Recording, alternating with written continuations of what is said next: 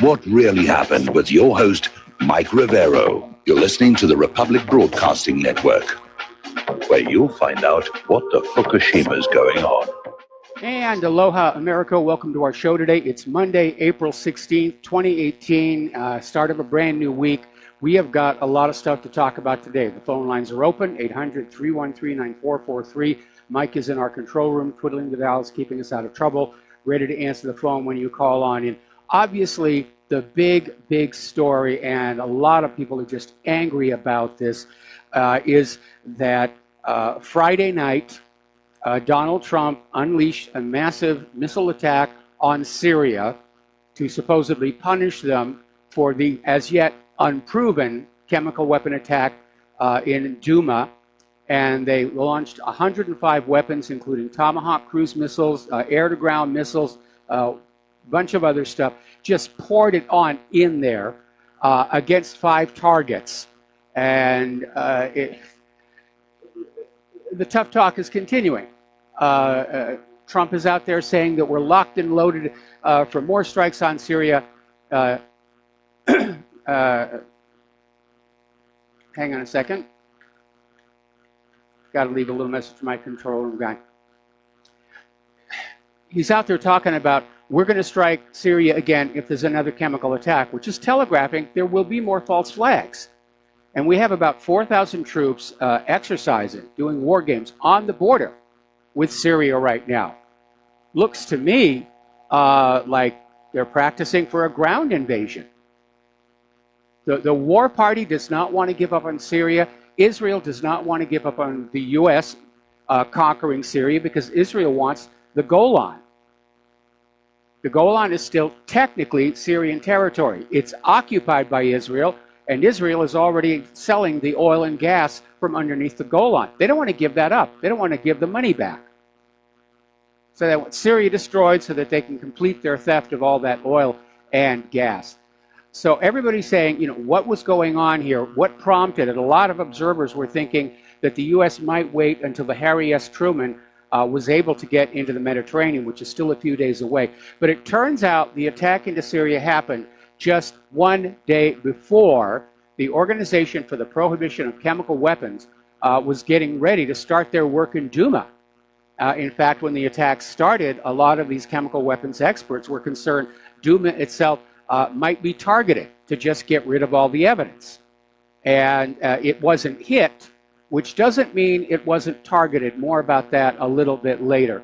But Vladimir Putin is already out there pointing out that the U.S., supported by France and Britain, has launched this airstrike against military and civilian targets in the Syrian Arab Republic. It is an act of aggression against a sovereign state on the front line of the fight against terrorism, and it was committed without a mandate from the UN Security Council and in violation of the UN Charter and the norms and principles of international law.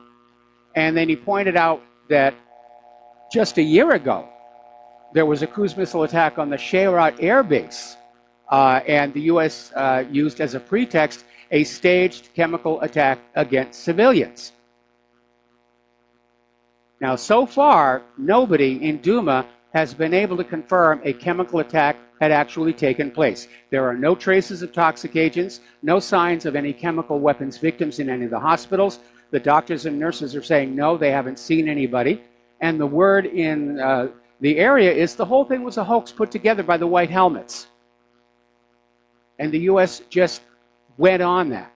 Now, Mike Pence is out there calling the Syria mission completely accomplished. That's his first lie. And then he says Russia needs to get the message on how tough we are and how impossible it would be to beat the United States.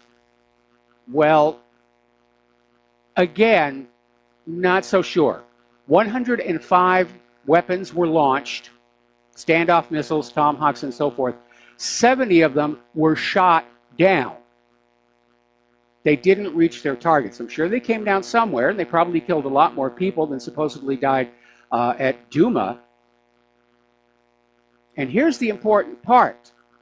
The U.S. stayed away from Russian-occupied territory, so there was no conflict between the U.S. and Russia. The Syrians are using these older systems, like the Buk missile. This is 30-year-old Soviet era anti-aircraft systems, and they brought down all of these cruise missiles. And by the way, one of them was the first deployment of the U.S. new stealth cruise missile. We don't know if that one was intercepted or not. And that's a worse kill ratio than happened a year ago at the airfield. So much for Trump's tweet about they're coming fast and smart. They got taken out by this 30-year-old technology. So 100 missiles for 5 buildings. Most of them actually focused on just one. We're talking about that in a little bit. Meanwhile, the Syrian army has declared the full recapture of eastern Ghouta. There was apparently one coordinated attack by the militants to try and seize territory around Damascus. It failed miserably. All right, we're going to do a shout out now to our on-air affiliates who are just rejoining the network. We're talking about this war crime committed by the U.S. government in Syria over the weekend. Now, Nikki Haley is up at the UN, just flapping her gums again and saying there will be no diplomatic talks with Syria's Assad, and the U.S. troops are staying in Syria until our goals are met. Without saying exactly what those goals are, obviously it's got nothing to do with ISIS and Al-Qaeda anymore because they're already gone. And Nikki Haley, once again, is telegraphing a false flag right here in the United States. If we don't deal with Assad, there'll be a chemical attack in the U.S. They're really ramping this situation up. Now, John Bolton, who's Trump's Israel First neocon advisor, coordinated the U.S. strike on Syria with Israel. And there are reports that immediately following the attack, Israel went on in and bombed some more stuff again. Now, France and Britain nominally were part of this coalition. Everybody else stayed out. And they're all trying to take credit for it. Over in France, Macron is saying that he was the one who steered Trump on the strikes and said, here's where you should go. And Theresa May is out there reassuring Parliament that the Syrian airstrikes were in Great Britain's interest, again, without defining what the interest is. Now, only a quarter of Britons backed Theresa May's decision to launch a military attack on Syria, and that prompted George Galloway to come on out and say that no war in history has been started with so little support. Meanwhile, Germany's president is moving over toward Russia. Frank-Walter Steinmeier is saying it's time to end the demonization of Russia and its people and go back to being friends. So that is falling apart. And I know we got a lot of callers on the line, but I want to get through all of this stuff before I start taking phone calls. Meanwhile, Russian reinforcements are heading for Syria. 2 warships laden with military vehicles have been spotted en route to Syria after Friday's U.S.-led airstrikes obliterated, my mistake, what are still being claimed to be suspected chemical weapons sites. Now, undeterred by the attack, the chemical inspectors are already at work in Syria's Douma, and they're not finding anything. There's no trace of sarin or chlorine or any other toxic material. And they can't find any witnesses to a chemical weapon attack. They can't find anybody at the hospital who treated anybody with a chemical weapons injury. The latest story is there was an ordinary everyday fire, and those children were being treated for smoke inhalation. And somebody said, oh, we can use this. It's a gas attack. Let's just go for that here. Now, Russia's envoy to the Organization for the Prohibition of Chemical Weapons is out there saying they have incontrovertible proof that this attack in Syria is just made up. It's a video shot by the White Helmets. They're saying British intelligence was involved. It was completely staged. And here is how we know they're telling the truth. Because there's no evidence. They couldn't find any evidence whatsoever. So they went on in and they bombed a whole bunch of places, including this Barza Development of Pharmaceutical and Chemical Industries. Now, oddly enough, this company is owned by NTI, which is located in Washington, D.C. And its advisors, if you look on the website, include Warren Buffett, David Hamburg, and Siegfried Hecker. And if you look at the board of directors, Sam Nunn, Ted Turner, and it just goes on and on. So you're wondering what's happening. Now, this building, this Barza Development of Pharmaceutical and Chemical Industries, and by the way, the OPCW went there in 2013, gave it a clean bill of health. Now, the corporate media is saying this is a place where chemical weapons were stored and being loaded into artillery shells. And no chemical weapon artillery shell has been used anywhere in Syria. They're always improvised devices, and the evidence is always found in the bases of the U.S.-backed terrorists there. Now, because of sanctions against Syria, U.S. companies cannot sell cancer medication to the country. And so this Barza facility was making cancer medication. Apparently, they've discovered 3 new cancer medications. That's what they were doing. This is a complete replay of when Bill Clinton bombed an aspirin factory in Sudan to distract the media from Monica Lewinsky. It's a complete replay, and I hope the owners of this facility sue the U.S. government for wrongful destruction of their property. So, Paul Craig Roberts has come out with an interesting observation, and it's one that Claire and I were talking about over the weekend. Okay, the U.S. is claiming that all these facilities that were bombed were storing chemical weapons or loading them on to artillery shells. They targeted that Barza facility with like 70 of the missiles. We don't know how many actually hit, but they pulverized the place. Here's the issue. If you bomb a chemical weapon depot, chemical weapon factory, or someplace where chemical weapons are being loaded into artillery shells, you're going to release a huge toxic cloud that is going to spread out from the building and kill and injure thousands and thousands of people. No reports of it whatsoever.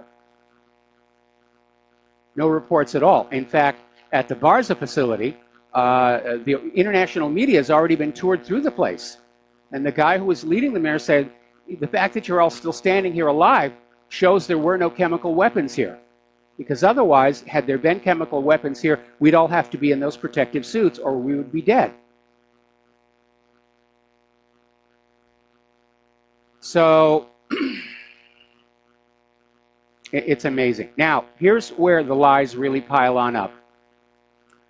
Earlier I said that the suspected chemical weapon attack site in Douma was not hit in the attack, despite the fears of the OPCW scientists. But it may have been targeted. And it may have been targeted with some of the missiles that were successfully shot down by the Syrian army. And so that leaves the U.S. with a tremendous embarrassing situation. The OPCW isn't finding anything. The Russian chemical weapons experts aren't finding anything. Nobody can find any witnesses to a chemical weapon attack. Nobody can find any people injured in a chemical weapons attack.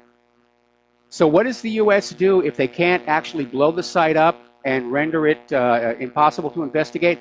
They start another lie. And believe it or not, the United States is now claiming that Moscow may have tampered with the site just to make us look really, really bad. And apparently at a closed-door meeting of the OPCW group, the U.S. representative literally came on out and said, well, we're pretty sure that the absence of any evidence of a chemical weapons attack in Douma is proof that Moscow has cleaned up the site. Now, think about how long it took to clean up the Gulf oil disaster. Think about the fact they still haven't cleaned up Fukushima or Hanford. Cleaning up all traces of chemical weapons, had they actually been used, would take months. That's how ridiculous this story is. And the corporate media is already out there saying that anybody who doubts the government, oh, you're just shame on you. Okay, if that's your entire argument, you've already lost it. All right, let's take some phone calls here. Steve Elkins, aloha. Welcome to the show. What's on your mind? Well, you started off right away with using a term I would say is war crime. Yes. I was very angry Friday night when I came home and found out what was going on. But I wanted to say also the coalition they brought in, the UK and France, I can assume that we'll find out later on they were paid to come along. And that's usually what the United States does to buy a coalition to do something when they know it's wrong. One other thing I'd like to bring out is also this strike on this supposed chemical weapons site. Now, if you remember what happened, because you mentioned the Gulf War, well, didn't we create a Gulf War syndrome by blowing up a chemical weapons site or a munitions dump or something we blew up there? Another thing I would ask for is for proof, which they never did. Their intel was never there to begin with. Satellite photos. No satellite photos whatsoever to tell you this is a weapons plant, a chemical weapons plant, nothing to provide the proof they needed to do what they did. So they acted outside of the law. This is a war crime. Yep. And my question to you is, now, correct me if I'm wrong, the term, the president being called the chief of the armed services. Commander-in-Chief. Chief of the armed services. Yes, Commander-in-Chief. That is only a term you can use if you are actually engaged in a war, correct? Correct. So he is actually has stated that we are at war with Syria, basically. If he's calling himself the commander-in-chief, then this is not just a conflict. This is actual war, and he's acting outside because this has not been determined. He's never gone to Congress. And I've always said that these guys, presidents, go outside the law. They don't have to go to Congress if they simply say it's a conflict, not a war. If they use the word war, then they have to get permission from Congress. Outside of that, it's a skirmish, it's a conflict, it's not a war. I don't need your permission. Correct? Yes. Well, yeah, that's what I thought. The other phrase they use is police action. It's not a war. It's not even a conflict. It's just a police action, like we're the world's policemen. I want to back up here on the situation in Iraq because, again, we were being told that these balloon inflators were portable biological weapons labs. We were told there were nuclear weapons. We were told there were chemical weapons, even though, like Syria, Saddam had surrendered all of that stuff under UN supervision.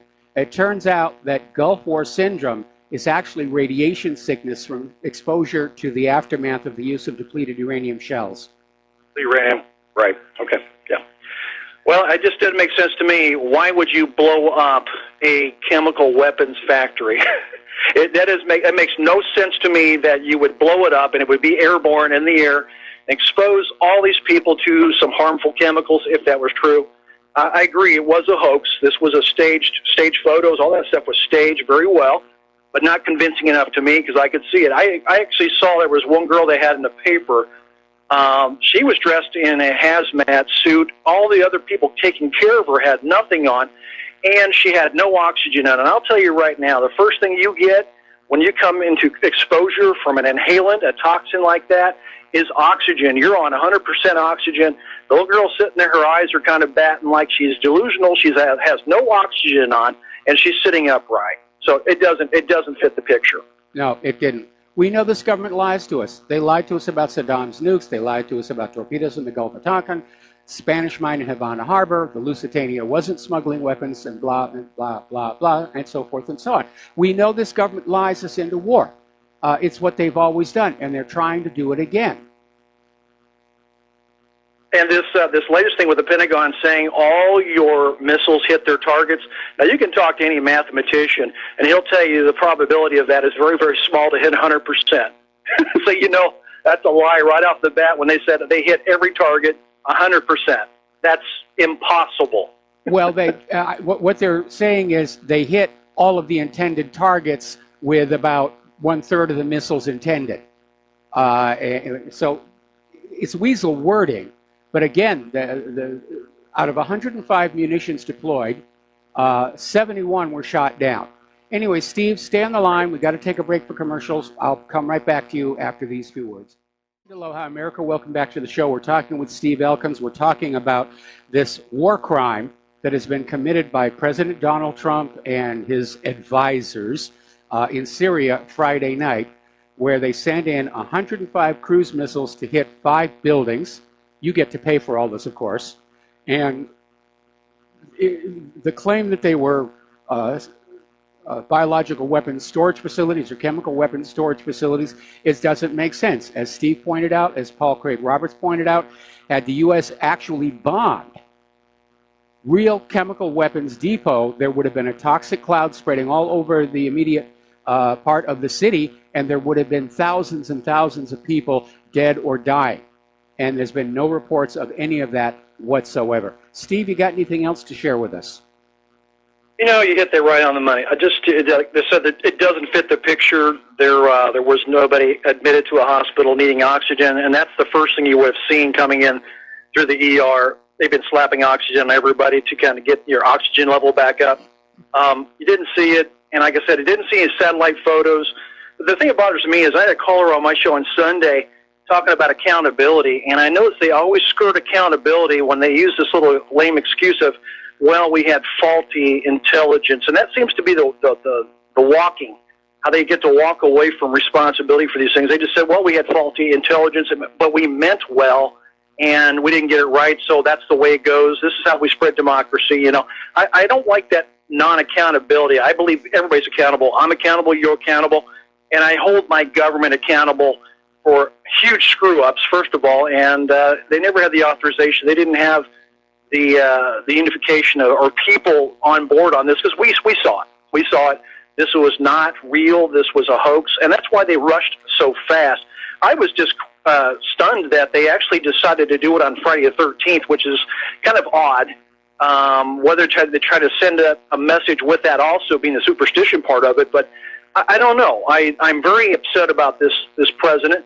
I've pretty much pulled all my support from him, and at this point, I would be happy if he was gone and somebody else tried to take over and patch up, repair the damage this man has done internationally.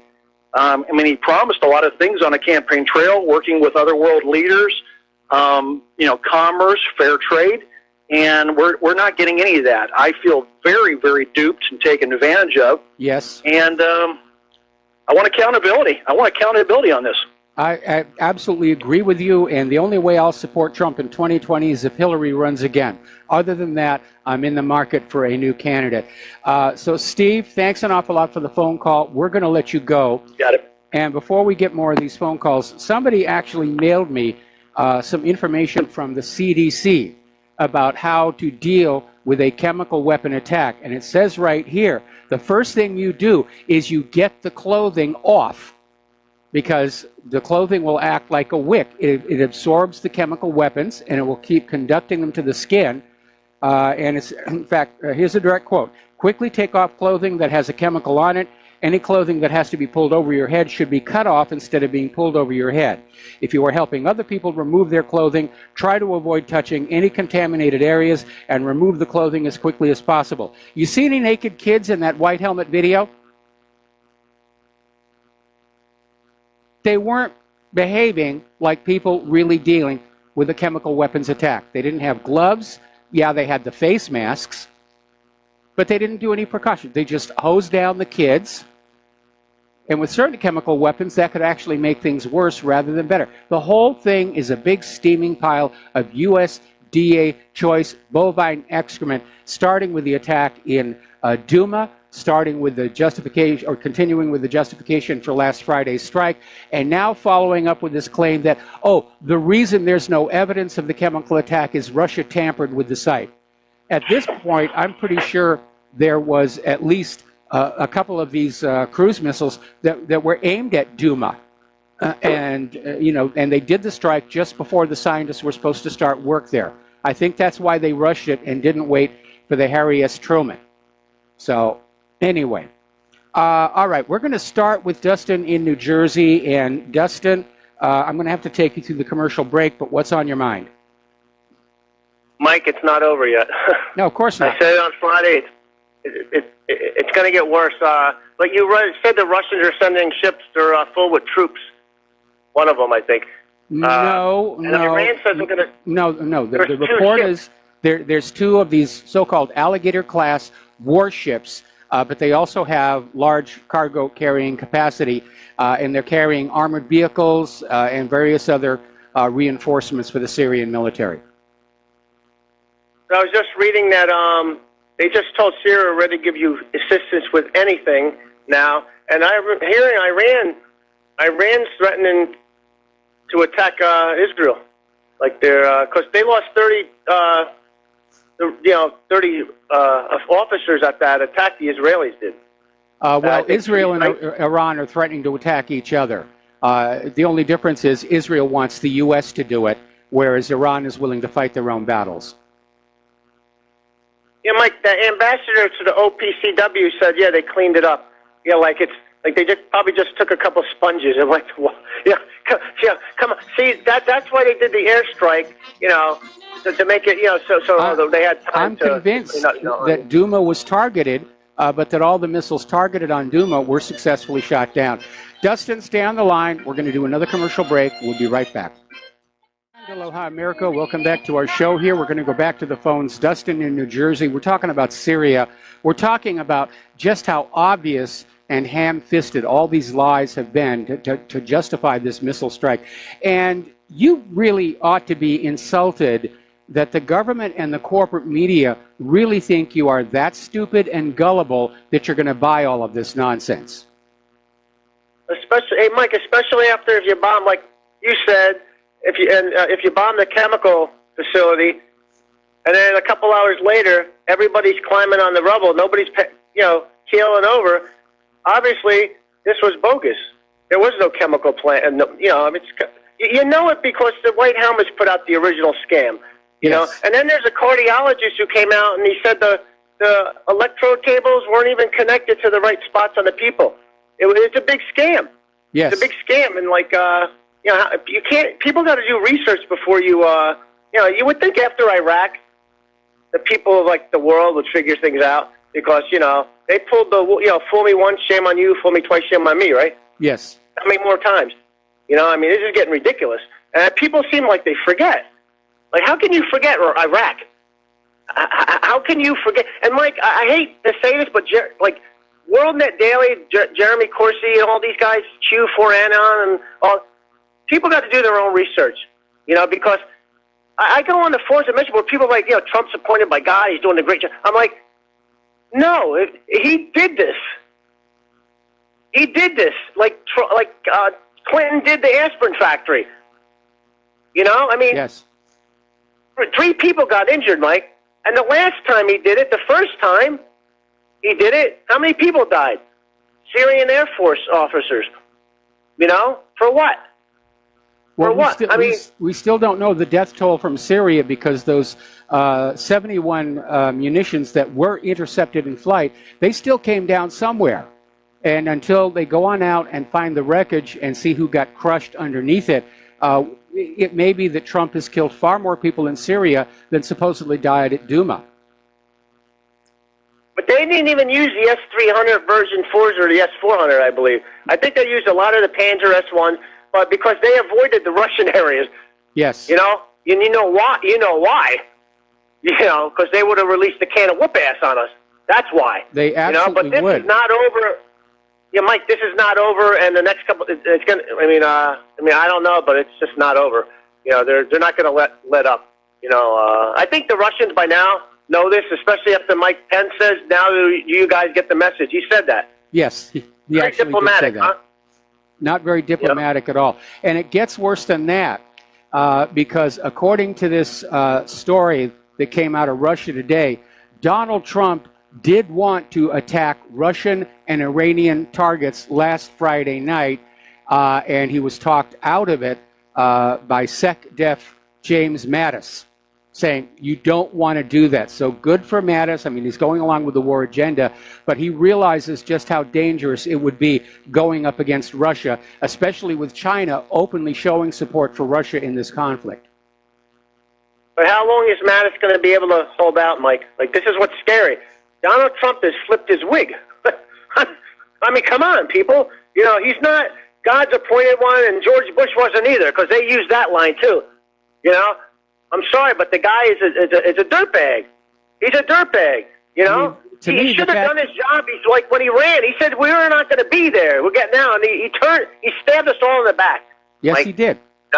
He did. The fact that he was actually talking about attacking the Russians in Syria shows that, I have to question his sanity now. He's dangerous. He's very, very dangerous. He's caught up in the glory of war, and he's getting bad advice from all of his advisors, except for Mattis, who seems to be holding the middle ground. But the neocons, they want Russia smashed up, they want China smashed up, they want Iran smashed up, they want Syria under new puppet rule that will allow Israel to annex the Golan. And that's really what's driving all of this stuff. It ain't going to happen. And, Mike, I was on the message boards and forums, and everybody who voted for Trump, I mean, it's just like 90%, 95% was like, I'm not voting for this guy again. And then you see that scumbag Sebastian Gorka and all those Fox News people? They're all like, yeah, you know, like, we got to go. And, you know, they had that one brigadier or just general on or something, and they're like, Sebastian Gorka started freaking out on him and Laura Ingraham. Yes. Like, they're psychopaths, Mike. You know, Sebastian Gorka, I never liked. I don't even know who the hell he is. You know, where'd he come from? Yeah. You know, like, you know, that was would they pull him out like that other guy they had? They said he was in the CIA, remember? Yeah. Fox News. You know, so you can't trust Fox News. Fox News is another corporation. They got interest. They do Lockheed Martin commercials or Boeing commercials, and so they don't care about the children over there. None of these people care about the kids. You don't notice, Mike, one more thing before I hang up? Where's the aid coming from all the UN nations to help the Syrian people? The only ones I saw today was the Russians bringing in fruits and vegetables. I didn't see one aid package come from the United States, Britain, or France, or any of them, because they're all scumbags, Mike. They're scumbags. They're too busy dropping bombs. All right. Thanks a lot for the phone. Thanks, Mike. All right, we're going to let you go here. Let's see. John in Tennessee, aloha. Welcome to the show. What's on your mind? Hey, Mike. Well, first of all, I think this missile strike was as innocuous as the one a year ago.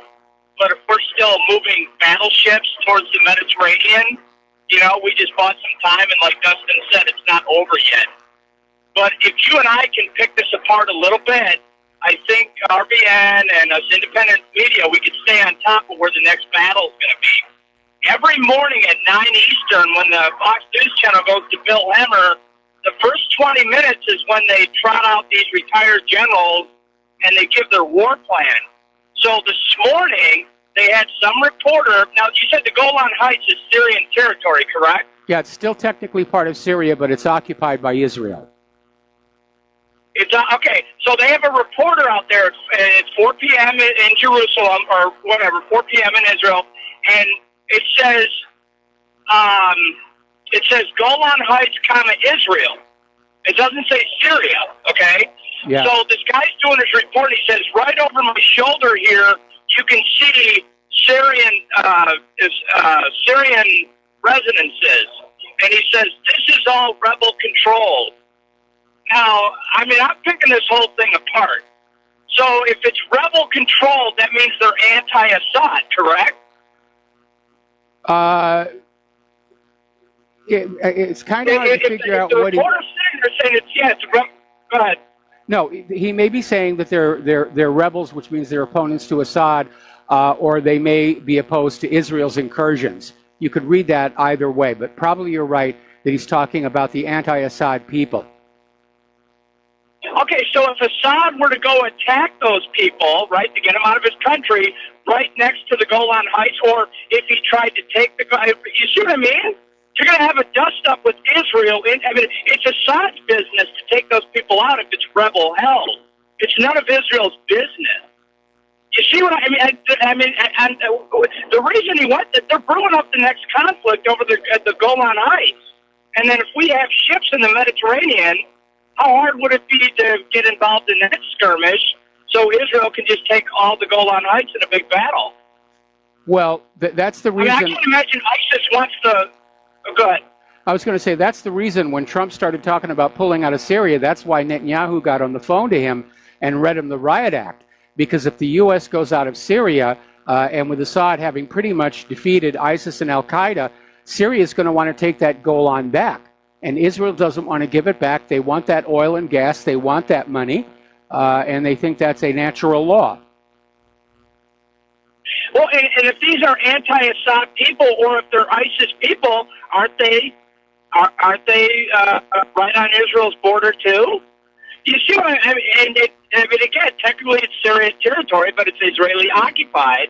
And then you have these so-called Muslim extremists right next door to Israel, which they won't tolerate, right? I mean, we should pick this apart and watch this, because there's a reason they brought up the Golan Heights, and there's a reason this guy was reporting from there, and there's a reason he emphasized this is rebel-held territory right over my shoulder.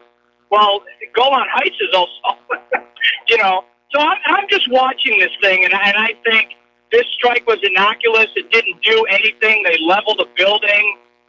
Nobody trusts any of this stuff. But, I mean, now Alex Jones, you heard about his meltdown, I'm sure. Yes. But, he's doing this. We have to do everything we can to support Russia and Russian candidates who are against World War III. Okay, well, I'm sorry, the neocons are saying that Russia is going to attack Israel, so we have to be anti-Russian. I mean, what kind of game are all these people playing with us here? They're telling us all to pick a side, but the whole thing is bunk from the get-go, right? Yeah, well, no leader in history ever led his people into a war by telling them the truth. Hey, we're going to take a bunch of your kids and we're going to go into this other country and we're going to steal their wealth and territory and their natural resources, and a lot of your kids are going to get killed and crippled, but hey, we've got to do it because you're all loyal members of our country. It wouldn't happen. Wars are started with lies, fraud, and deceptions. The Pearl Harbor, Lusitania, the Gleiwitz incident. Well, and again, because of this action now, they're pouring out the rhetoric from all sides. Alex Jones is caught up in it, and they're demanding that everybody take sides. The last thing I wanted to say was that Ollie North was on Hannity Thursday night, and he gave him a map with 32 places that they need to strike to wipe out Assad's Air Force and wipe out the S-400 missiles and all this stuff. And I think that's still going to happen, and maybe we did tip off Russia going, get out of there, because we're trying to sell weapons to somebody. So there's going to be more strikes to come. And then it can distract from whatever they found in Cohen's office. They probably got every girl Trump slept with for the last 20 years in there, and recordings. So. Yeah, probably. And I mean, it's all over the media here, and Fox is talking about the midterm elections and will the tax cuts see them through. There have been global protests against this U.S. aggression in Syria, and you're not going to see any of it on the corporate media, which is why we have to report it here. Well, what if the Democrats take up that mantle that Trump didn't go to Congress? Because don't they have 20 CIA candidates that want to take Democratic seats to get him impeached? I mean, this whole thing is a soap opera. Everybody wants Trump out of there.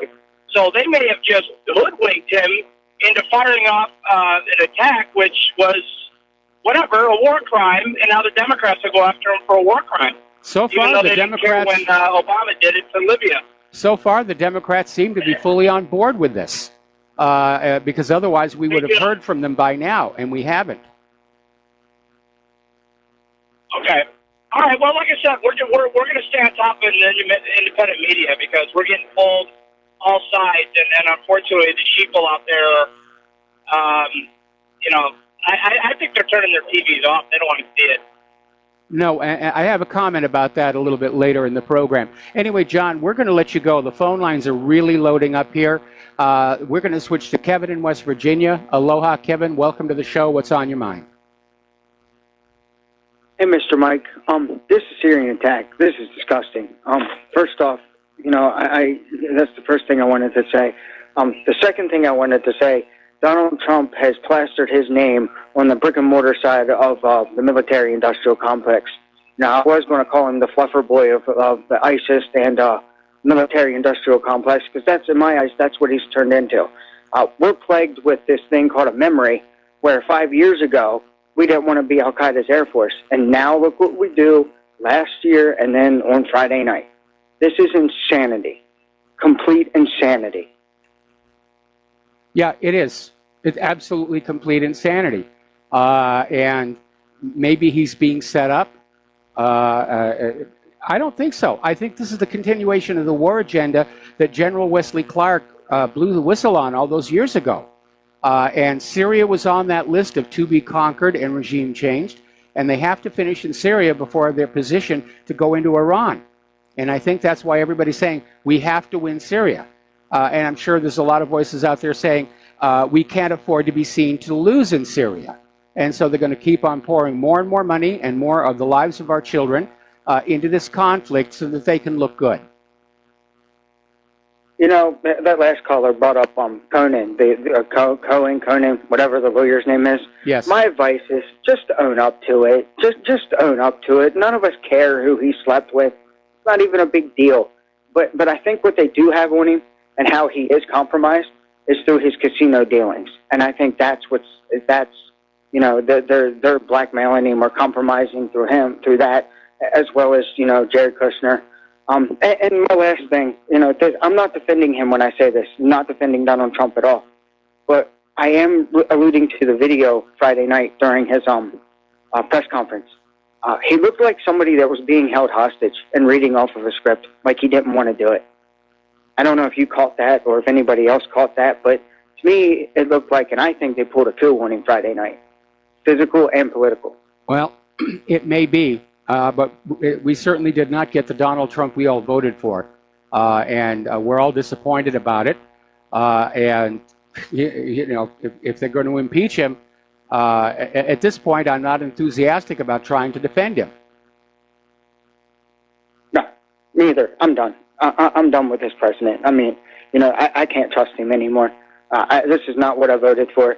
You know, I want to raise a little one up and have him or her have, you know, the same rights and freedoms, you know, live in a great country. Not now. Not the road we're going down now. I mean, I'm done with this president. I mean, I don't know. I think in 2020 you're going to get somebody even far left than Bernie Sanders, which is scary in my book. But Trump's just a one-term president. He's not going to be voted in 2020. He may not even get to the end of his first term. He hasn't really dealt with the issue of election fraud. And that means that the Democrats are probably going to get control of Congress this November. And yeah, they'll impeach him. They'll just make whatever they want up and vote him out. That's what's going to happen. I agree. Well, give Miss Claire the best, and I hope you have a great and wonderful day. And be safe. I'll do my best on this. Thanks a lot for the phone call. All right, we still have a bunch of callers waiting on the line, but we're coming up on a commercial break. So I'm going to wait till after the commercial break to take the phone calls here. Anyway, huge protests all around the world, here in the U.S., Great Britain. Get your bloody hands off of Syria. And it's important that we find these articles and we get them out there where people can see it, because the corporate media is trying to create the illusion that everybody's on board with this. Everybody thinks it's great. War, it's fantastic. Going to take a break for commercials. We'll be right back. Aloha, America. Welcome back to the show. We're going to go back to the phones here now. Mark in North Carolina. Aloha, Mark. Welcome to the show. What's on your mind? Hey, how you doing, Mike? Hey, Mike.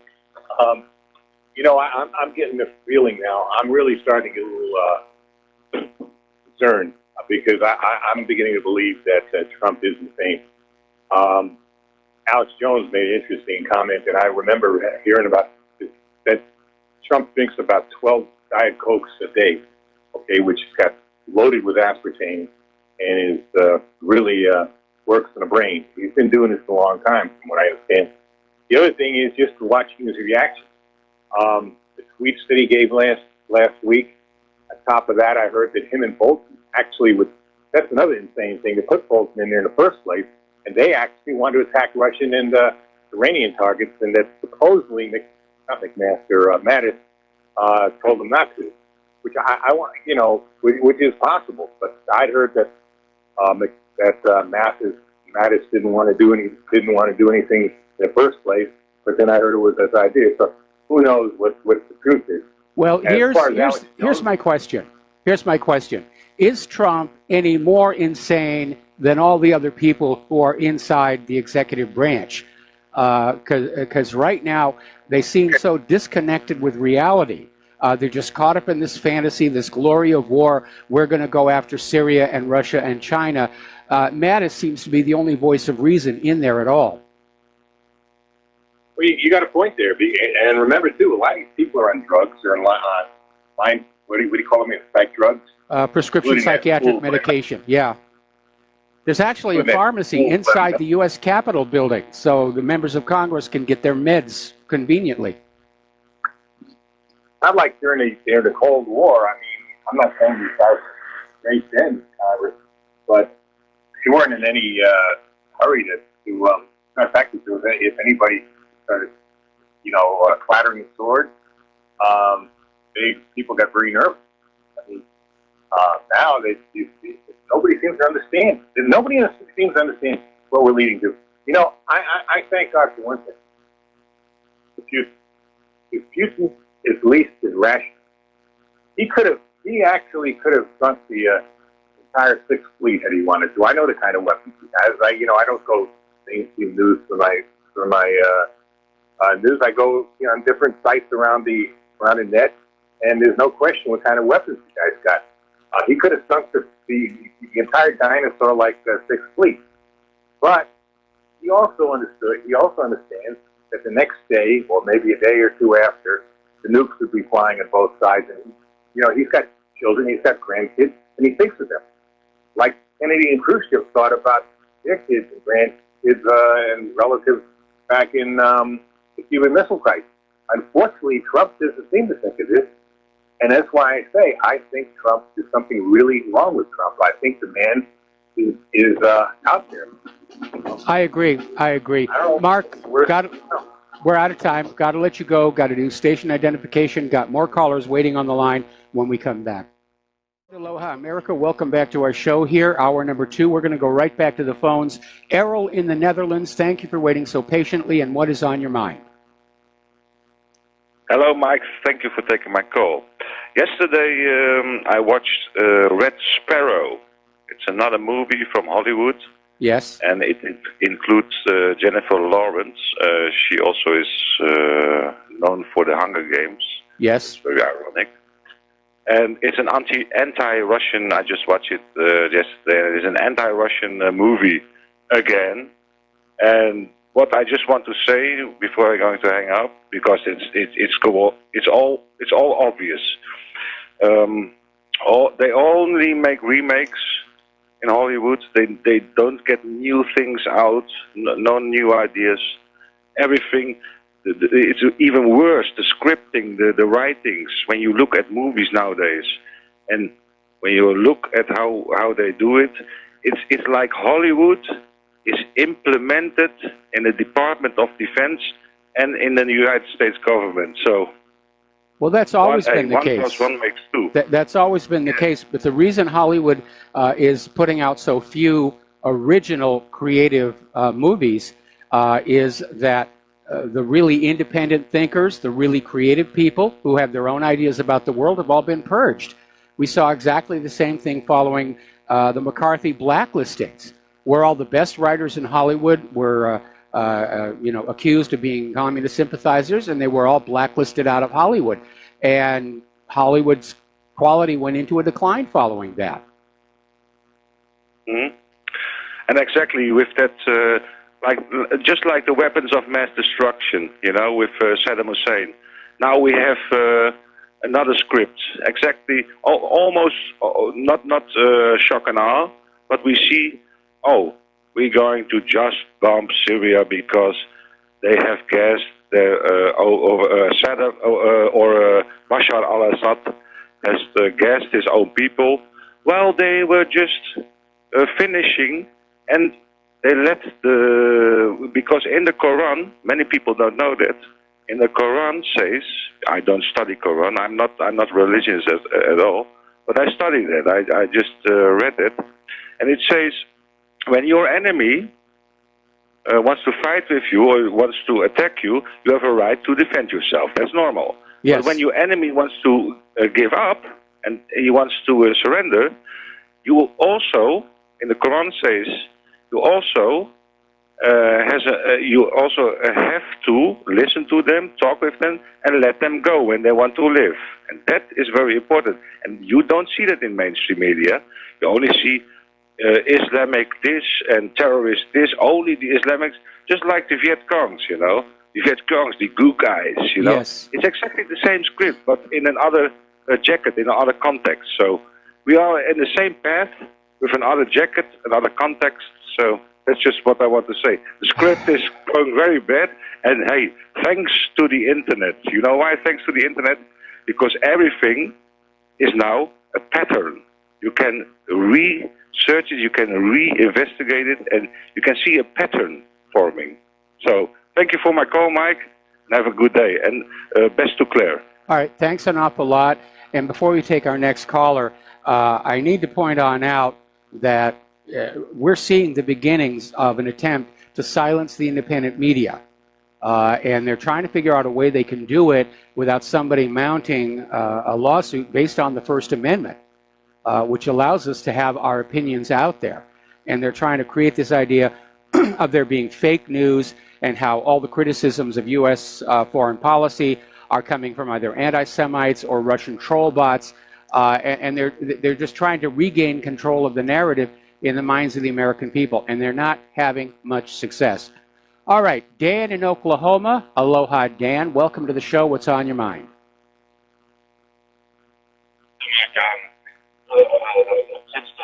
I Bloody Mary stood in front of a mirror 3 times to say her name. Well, I didn't know this. I didn't know that when you stood in front of a mirror in the dark, say Donald Trump, Hillary Clinton shows up.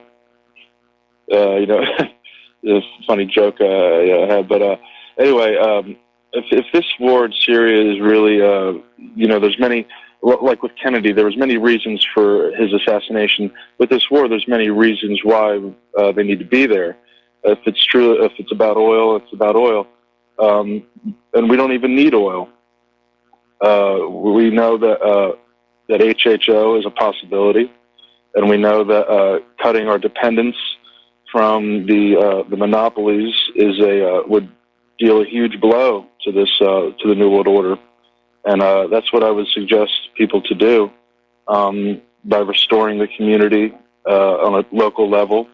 And by, you know, the funding for a project would be necessary, obviously, for a prototype generator to cut people's dependency off the grid. And I think that's would be a huge leap in the positive direction. I think you're talking about a technology that hasn't really been proven out just yet. And I know that wonderful things can be accomplished with science and technology. But so far, I've seen a lot of these so-called water generators. Even Mythbusters did a show about it. The energy required to split the hydrogen from the oxygen is greater than the energy that you get back recombining them. And if you're not able to get more energy out of a system than you're putting in, then it really isn't useful in any applications. They obviously did it on the Apollo spacecraft, because they needed that small, compact source for electricity and drinking water, and it didn't matter how much energy they had to spend making it while it was still on Earth. Anyway, Dan, we're going to let you go and switch over to Jeff in St. Paul. Aloha, Jeff. Welcome to the show. What's on your mind?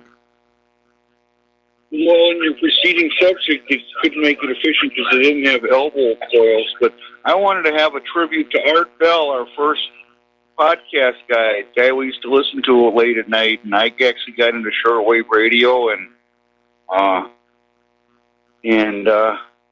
he was pretty cool. I actually tuned my radio from WCCO to KSTP one afternoon, and then when I got up at 2 in the morning, there he was, Art Bell. I learned all about Area 51 and UFOs, and I have affection for independent guys like you. Well, because you are kind of Art Bell now. I'm not really comfortable with that. I mean, Art Bell obviously had an audience, and it was highly respected. But as you say, he was into things like Area 51 and Hollow Earth and a bunch of stuff like that, which is not what we do here at WhatReallyHappened.com and Republic Broadcasting. Oh, that's true. But you know, because you are cool. Because you know, we listen.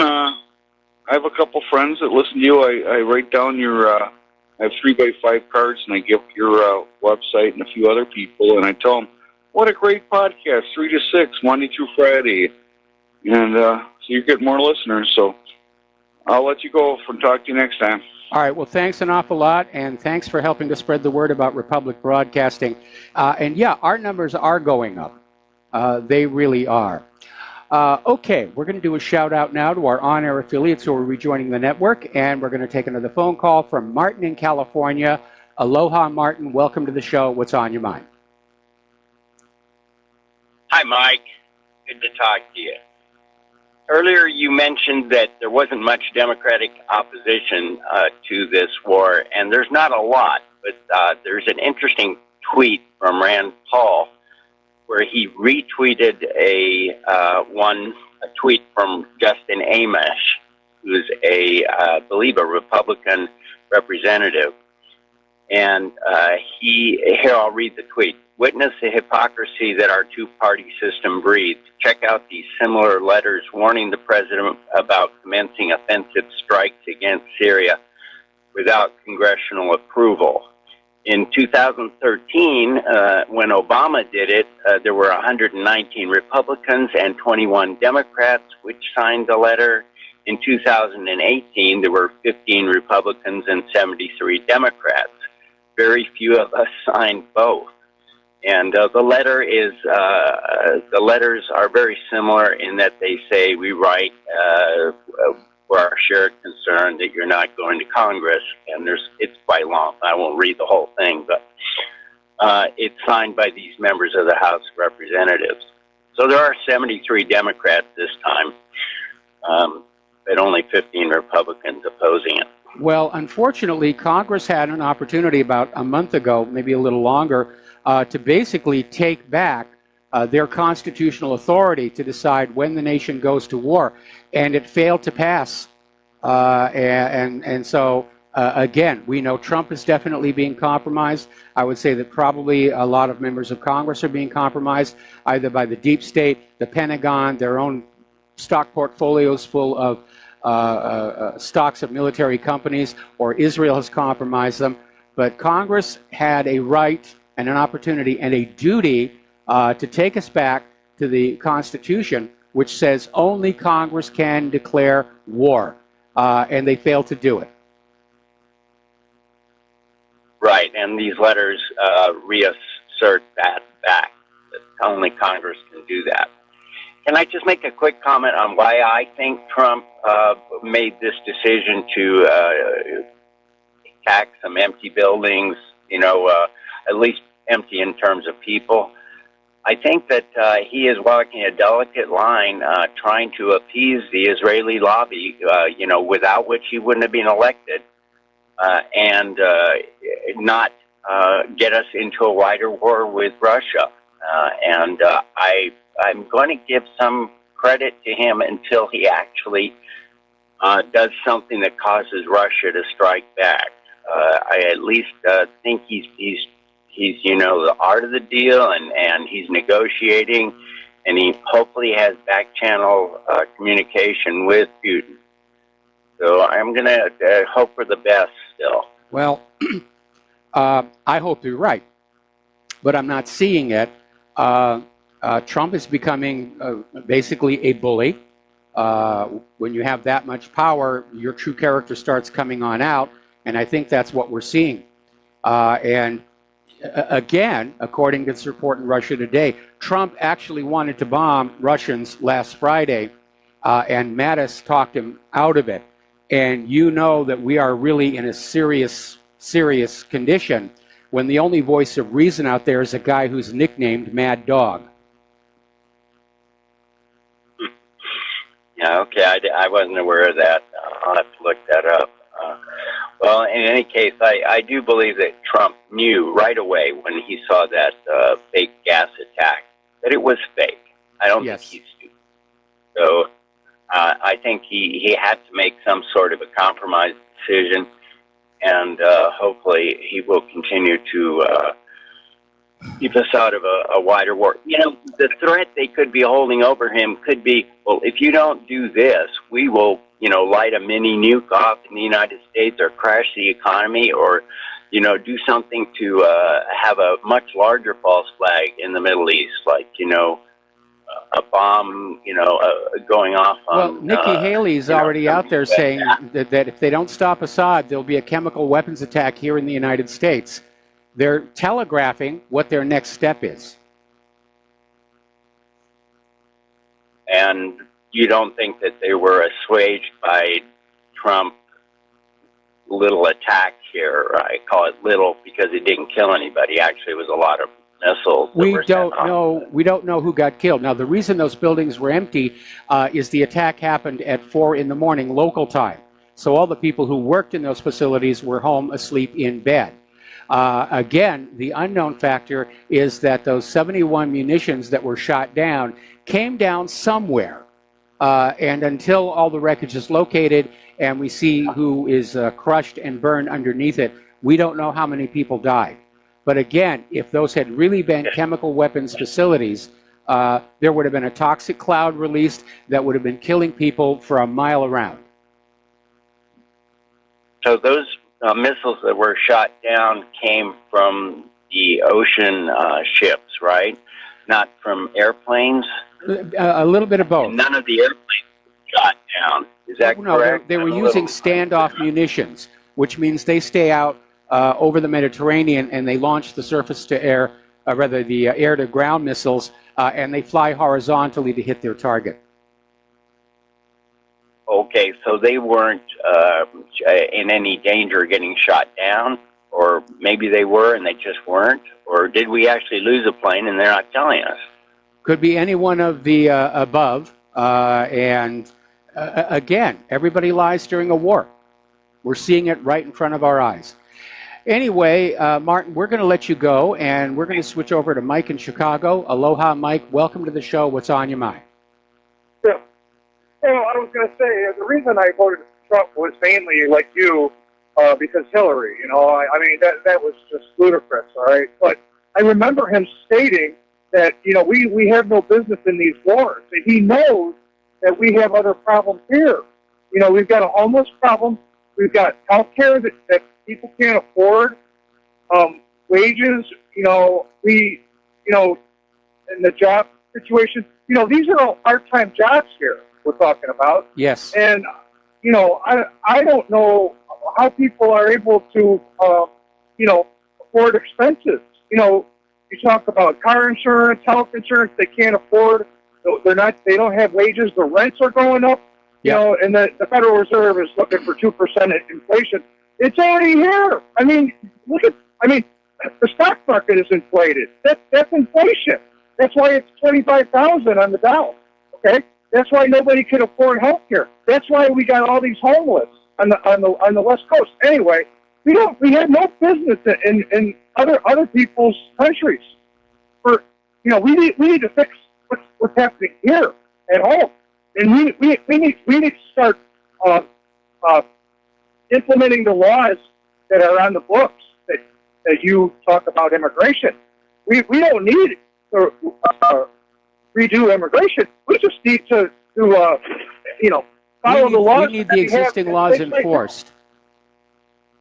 Exactly.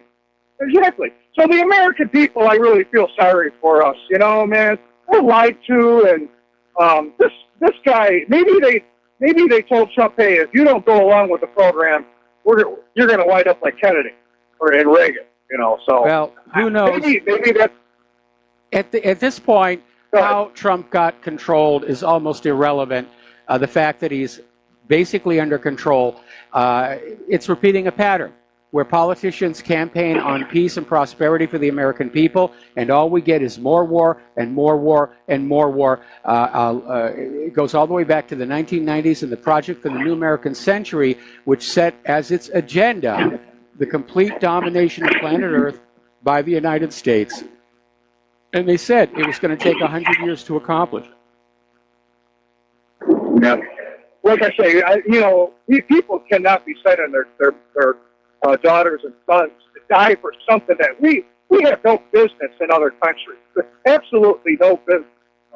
Or in fact, we have enough energy here for the next 200-300 years. I mean, we don't need to be going into these other countries and stealing their resources and forcing anything upon anybody. It's not about stealing the resources. It's about controlling what currency those resources are traded in. Because more and more countries are turning away from the U.S. dollar, and unless the U.S. can get us back to a world where everybody goes through the U.S. dollar for cross-border banking and transactions, the U.S. dollar is going to implode. There's nothing else to prop it up. Our manufacturing has been in decline for 30 years. Even our weapons, which used to be the proudest achievement of American manufacturing, they're no good, and nobody wants our GMO agriculture. This is an empire in decline. Exactly. I read a headline today. What is it? Trump and Trump is he wants to devalue dollar. I mean, come on, man. That's our savings. That's our currency. What do you? That's people's money. Why do you want a worthless currency, brother? I mean, and don't tell me, we're going to be exporting anything, because just what you said, Mike. We don't have that. We're not exporting anything besides that. Well, we're exporting some, but not a whole heck of a lot. Not like we used to at the end of World War II. Anyway, listen, Mike, I got to let you go. We got to take a break for commercials, and we will be right back. Aloha, America. Welcome back to the show. And again, Republic Broadcasting needs your financial support. So does WhatReallyHappened.com. We're in a major fight trying to head off World War III. We've got the corporate media trying to find ways to silence us. They're going after our advertisers. They're attacking our servers. Corporate media wants us gone. We're stealing their audience away from them. And we have broken their monopoly on what Americans are thinking. And they don't like that. So if you can help, we really need it. We're not doing this for fun. We're serious. It's hard for us to ask for donations because we recognize that all of you are in as serious a financial crunch as we are. But we have to ask. If you can support Republic Broadcasting, the postal address to send a check, money order, or if you prefer anonymity, cash, is Republic Broadcasting Network, 2251 Double Creek Drive, number 302, Round Rock, Texas, 78664. The phone number to call to become a recurring subscriber is 800-724-2719, extension 03. And over on the main page of whatreallyhappened.com in the right margin, there's a donate button for those of you who want to help out the website and keep us up and running. And I'm looking at Fox News, and they're still going over this Stormy Daniels affair. And I agree with that other caller. I don't care. I don't care who Trump took to bed or under what circumstances. It doesn't affect my life directly. But World War III sure as heck will. Now, Trump announced he was going to hit Russia with new sanctions because the claim is Russia has enabled Assad to have chemical weapons. Again, no proof. But Nikki Haley's announcing the sanctions. Basically, they're going to go to any companies that are dealing with equipment related to Assad and chemical weapons use. Now, Russia is out there saying that the U.S. is imposing sanctions merely for the Russian presence in the international arena. Because after all, that's our job to muck about with other countries. You just stay away, you're cutting in on our action. Russia has responded by basically drafting a bill suspending all cooperation with the U.S. companies in the nuclear, missile, and rocket areas and aircraft building areas. And that is really going to hurt, especially when you realize how dependent the United States is on those Russian-built rocket engines. Now, companies like SpaceX and some other startups are finally starting to produce reliable, usable rocket engines, but they can't produce in the volume needed by the military. So earlier today, we got a news headline that Trump has now stopped the plan for new Russian sanctions. As I mentioned earlier in the show, 4,000 U.S. troops have launched a massive military drill on the edge of Syria. It's called Eager Lion. Don't you love these names they come up with? And again, I think at some point there's going to be a U.S. ground invasion of Syria. to get that evil Assad. And Nikki Haley is out there saying U.S. troops are going to remain in Syria until our goals are met, without saying what those goals are. Obviously, the goals are no longer about getting ISIS and Al-Qaeda because they're pretty much gone. You know, we're back to the evil Assad is gassing his own people. We must save the Syrian people from their evil leader. And what the U.S., and for that matter Israel, is trying to do is divide and conquer the Middle East, to turn country against country, get them to choose sides, and basically set up the game board for a regional conflict. Now, over at Russia Today, they have an article basically pointing out the hypocrisy and the double standards of the United States, Great Britain, and France, who are fully supportive of the Saudis in Yemen for killing civilians left and right using chemical weapons like white phosphorus. And at the same time, they're trying to pose as moral crusaders in Syria. And it is hypocritical. And it is a double standard. There's nothing moral about what the United States is doing in Syria. It is a war crime, plain and simple. It's illegal under international law. There is no UN resolution authorizing it. Congress has not authorized it. Trump just went off listening to his advisors and to Netanyahu and just ramped the war up again. And everybody knows it. Nobody's buying that there was a chemical weapon attack in Douma. Or that if there was an attack, they're not buying that Assad had anything to do with it, because he had nothing to gain. It's simply, the story just doesn't make any sense at all. And why attack a bunch of children as opposed to attacking the enemy forces? Well, they picked a bunch of children to maximize the psychic shock and horror value. It's clearly propaganda. We're going to take a break for commercials, back with some phone calls after these few words. And aloha, America. Welcome back to the show. Let's take a couple of phone calls, starting with David in San Francisco. Aloha. Welcome to the show. What's on your mind? Oh, Michael, I've told you before that I believe that the whole Syrian business has to do with the pipelines that Dick Cheney's company, Genie Oil Gas, has to do with. And it's kind of interesting because I had never really seen that Trump was invested with them, but the fact that he's now, playing the game that Syria has to be, Assad has to be deposed and we have to destabilize Syria, it's plain he's grasping at straws by playing with Dick Cheney.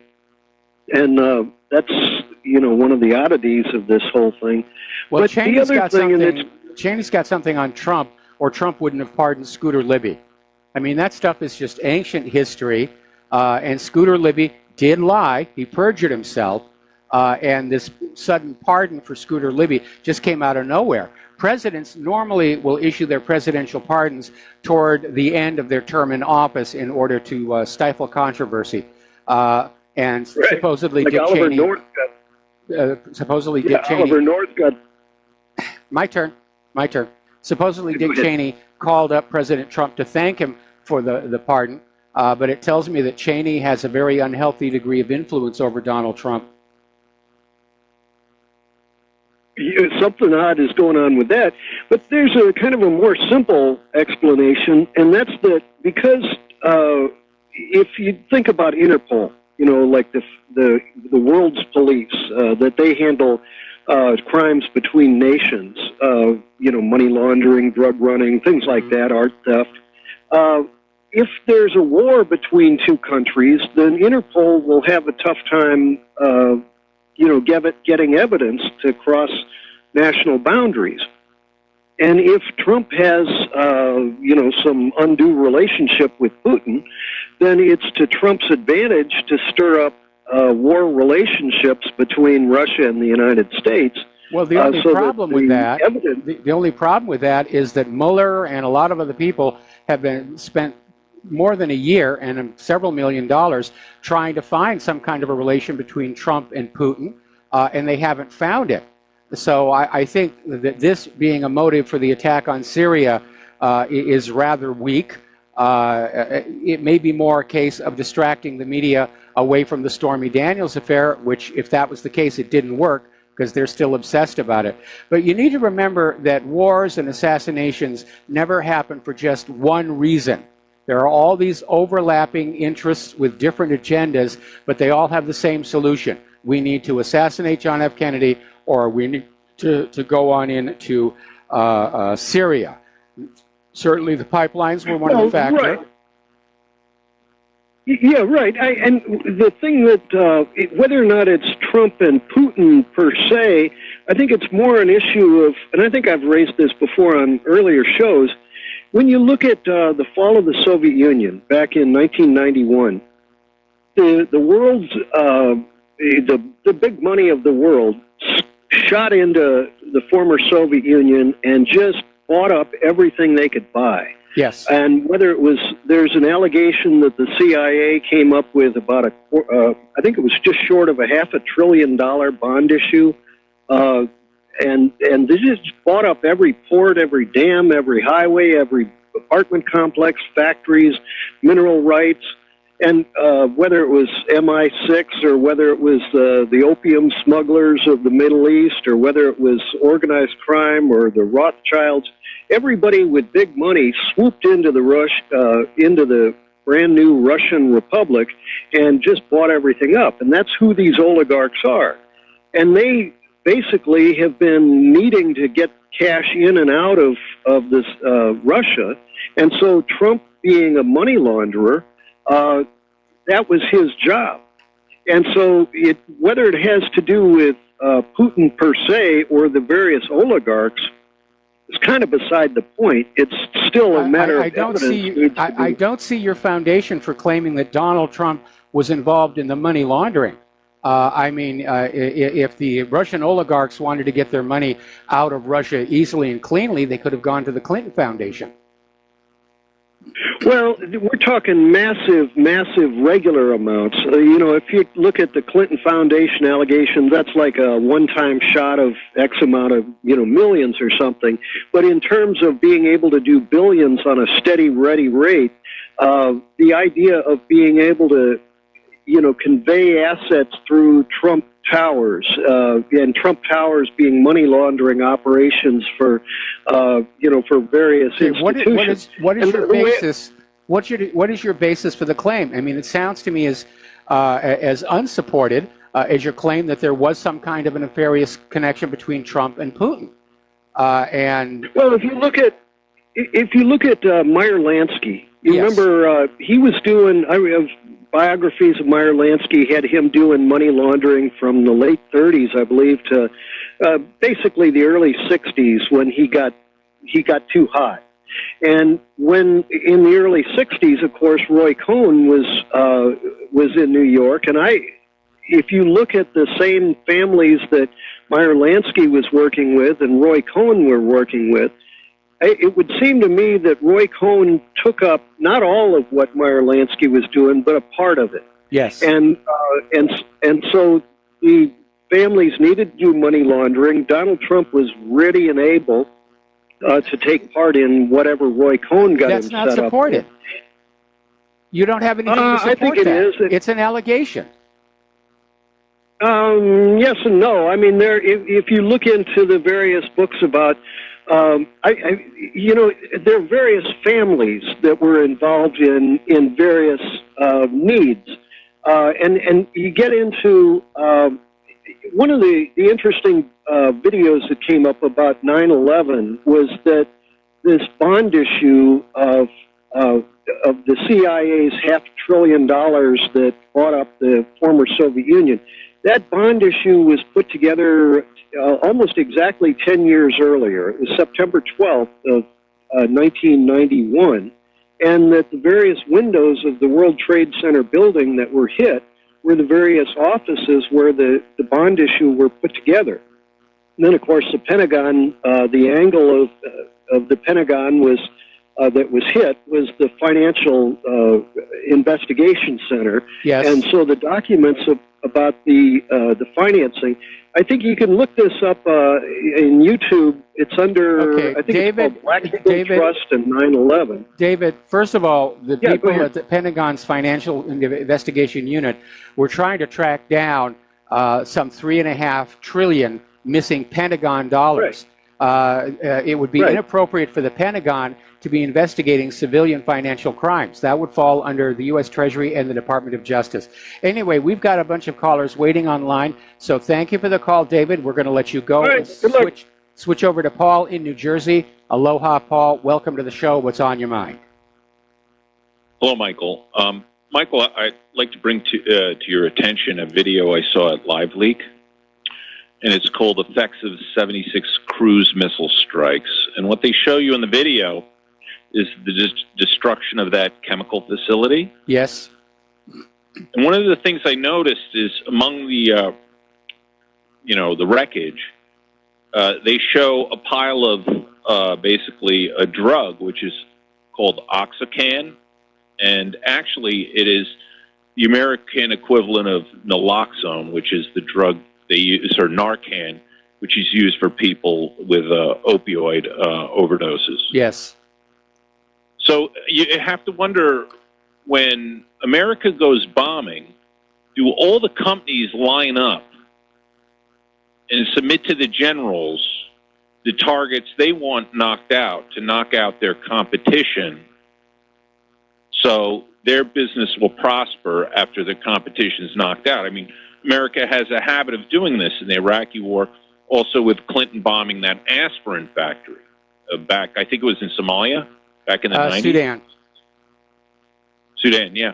And also, even if you think about it in the end of World War II, when we bombed Dresden, which was one of Germany's tobacco manufacturing powerhouses. I mean, that's what they did in Dresden, tobacco city. See? And so, in war, you destroy your enemy's means of production. You destroy whatever it is, pharmaceuticals, even their chocolate factories. And then at the end of the war, you hand out your chocolates, you hand out your cigarettes, or you take away their drugs to cure their sicknesses. Well, yeah, that's probably an aspect of war that doesn't get looked at all that carefully. But we know that all wars ultimately are about economic power and influence. And that's certainly true. The U.S. wants to drag the world back to Bretton Woods. And so, yeah, everybody who's got any influence over the war-making machine, they're going to be saying, this target is advantageous for me if you hit it. And so, yeah, very, very possible. Now, in this case... I would urge the Syrians, if they think they're going to be bombed, to go hide out in the Coca-Cola facility. Absolutely. But in this case, again, the reason nobody got hit was the attack was at 4 in the morning. And basically Trump, a couple of weeks ago said, we're going to get on out of Syria. Everybody started accusing of being weak like Barack Obama. And we've got to show Syria that we're tough. And, oh my goodness, there's been this horrible chemical attack in Duma. We must respond. And it's gone downhill since then. The chemical attack in Duma probably didn't happen. Even if it did, it certainly wasn't Assad, given the past history of finding these chemical weapon precursors with the U.S.-backed terrorists. Then you had Friday's missile attack, which destroyed these 5 buildings, apparently without any concern that toxic elements might be released into the local atmosphere and kill far more people.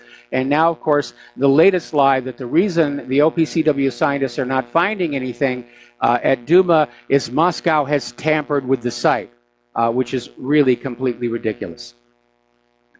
And it may give them an excuse for a further bombing. However, I did like that President Trump said afterwards that mission accomplished, in the sense that this is over for now. And I think he's very half-hearted about this. I think he is relenting to the neocon pressure, ultimately. And that he's, even the attack seemed like it was kinder than I thought it was going to be. So, and I do believe the real heroes out of this are Putin and the Syrian government the way they've taken the shot, and hopefully they're going to move on and end this war quickly, because that's the most humane thing that can happen, is to end the war, end the violence, and get on with rebuilding Syria. And I think an element of it could be that everyone knows the contracts for rebuilding Syria are going to go to the Russians. Yes. It absolutely is going to be the case. I mean, America's rebuilding of the other countries they've smashed has been great for American companies that are hired to go on in and build things like police stations and stuff. But what they're actually building is junk. It's all about grabbing hold of more money. And these countries that have been attacked by the United States aren't really being rebuilt. There's at best a little bit of cosmetic work being done. But when you're talking about a national infrastructure that has been absolutely crushed, the quality of life has declined for the ordinary people of that country, these are all war crimes. And it's all done so that some specific politician or corporate CEO sees an advantage in it.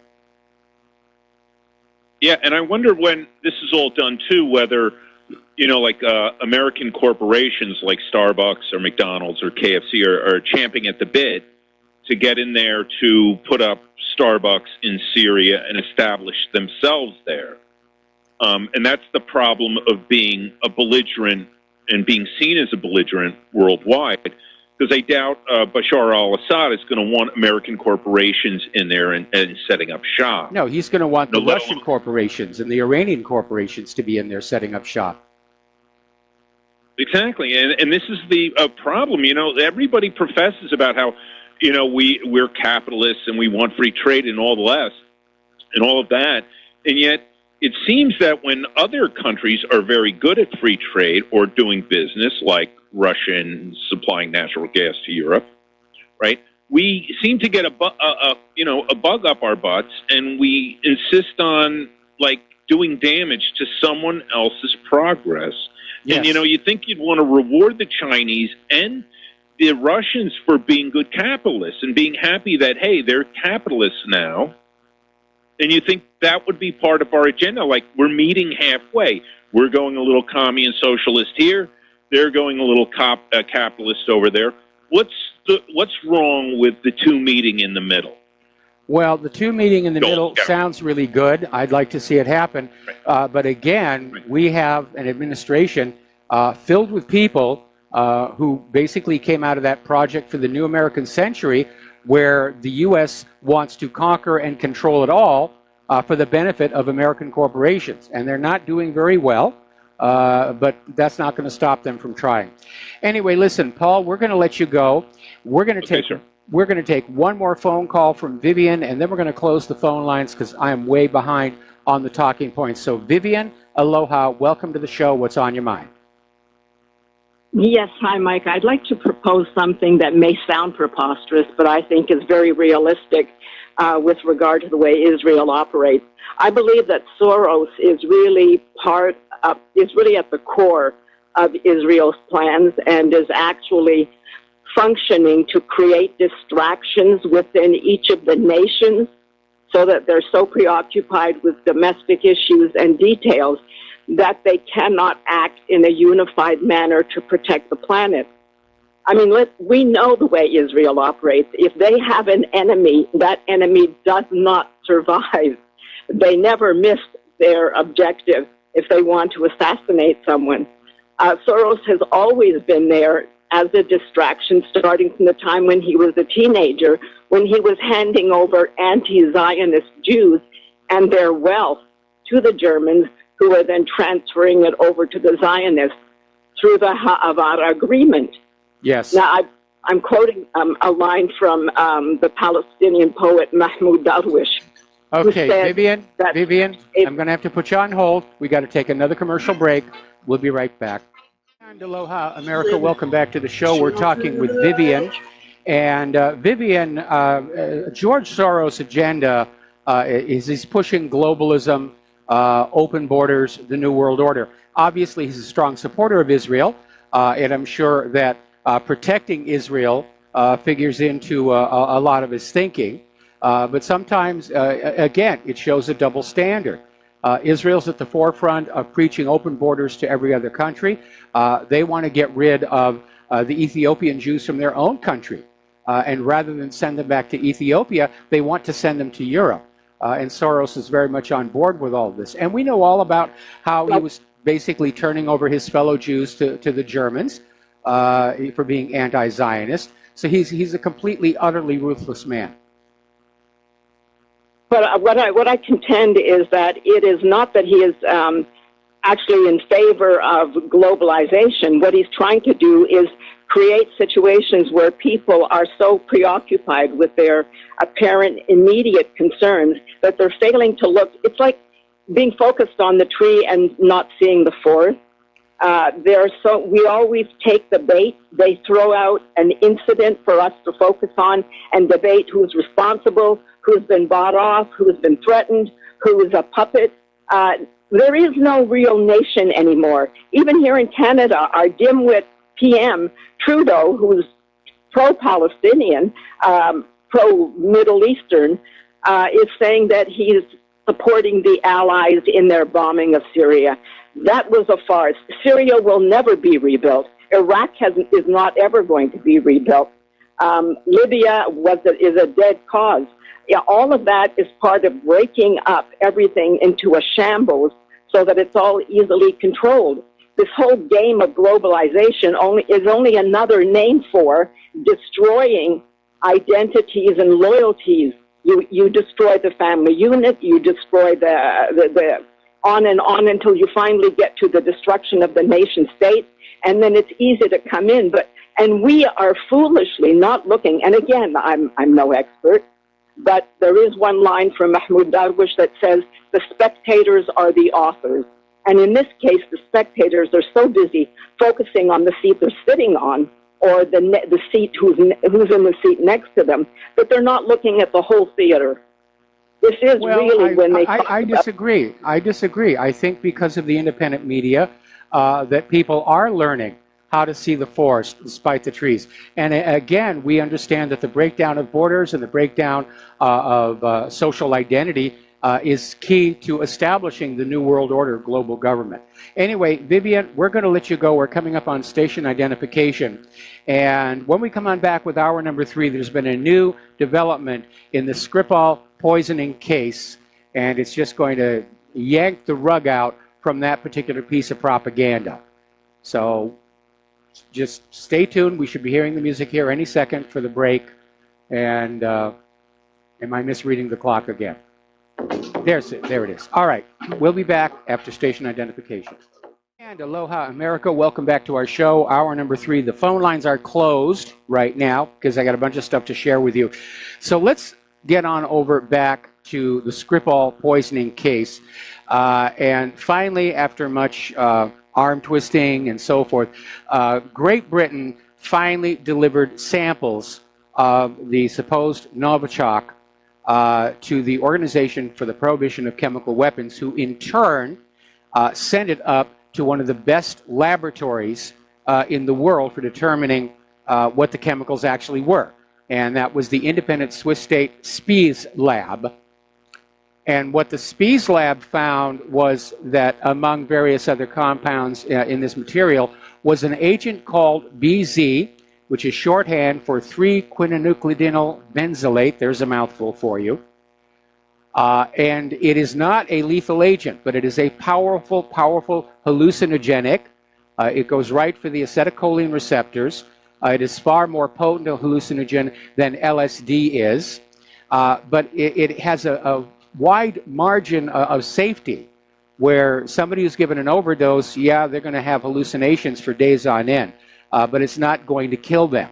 And apparently, this drug was originally developed under the direction of the U.S. government in an effort to come up with a battlefield drug that would maximize the aggression of the soldiers. And apparently, on its first test, the test subjects turned on one another rather than on the opposing force. So, but it's still out there. And here's the kicker. Russia does not use or produce BZ. It is produced in the United States. It's produced in Great Britain. It's produced in many of the NATO countries. And so at this point, for BZ to be present there tells us that wherever this toxic substance came from that was used on the Skripals, it did not come from Russia. Now, over in Ukraine, we're starting to see some very alarming trends indicating that Kiev is going to try and cook up some kind of a war in Donbass. Yet another flashpoint to get us into a war against Russia. Down in Israel, the march for land is continuing. Israeli snipers are still shooting at the protesters. And rights groups are out there saying that peaceful protests don't represent combat, and therefore the IDF has no legal right to be shooting the protesters. Now, they've killed dozens, they've wounded well over 1,200 protesters, and the rules of engagement for the IDF is if they're out there protesting against Israel, well, that's a threat. And no, it isn't. Apparently in Palestine, 4 Palestinians have been killed in Gaza by suspected Israeli shelling. And apparently no particular reason why they did that.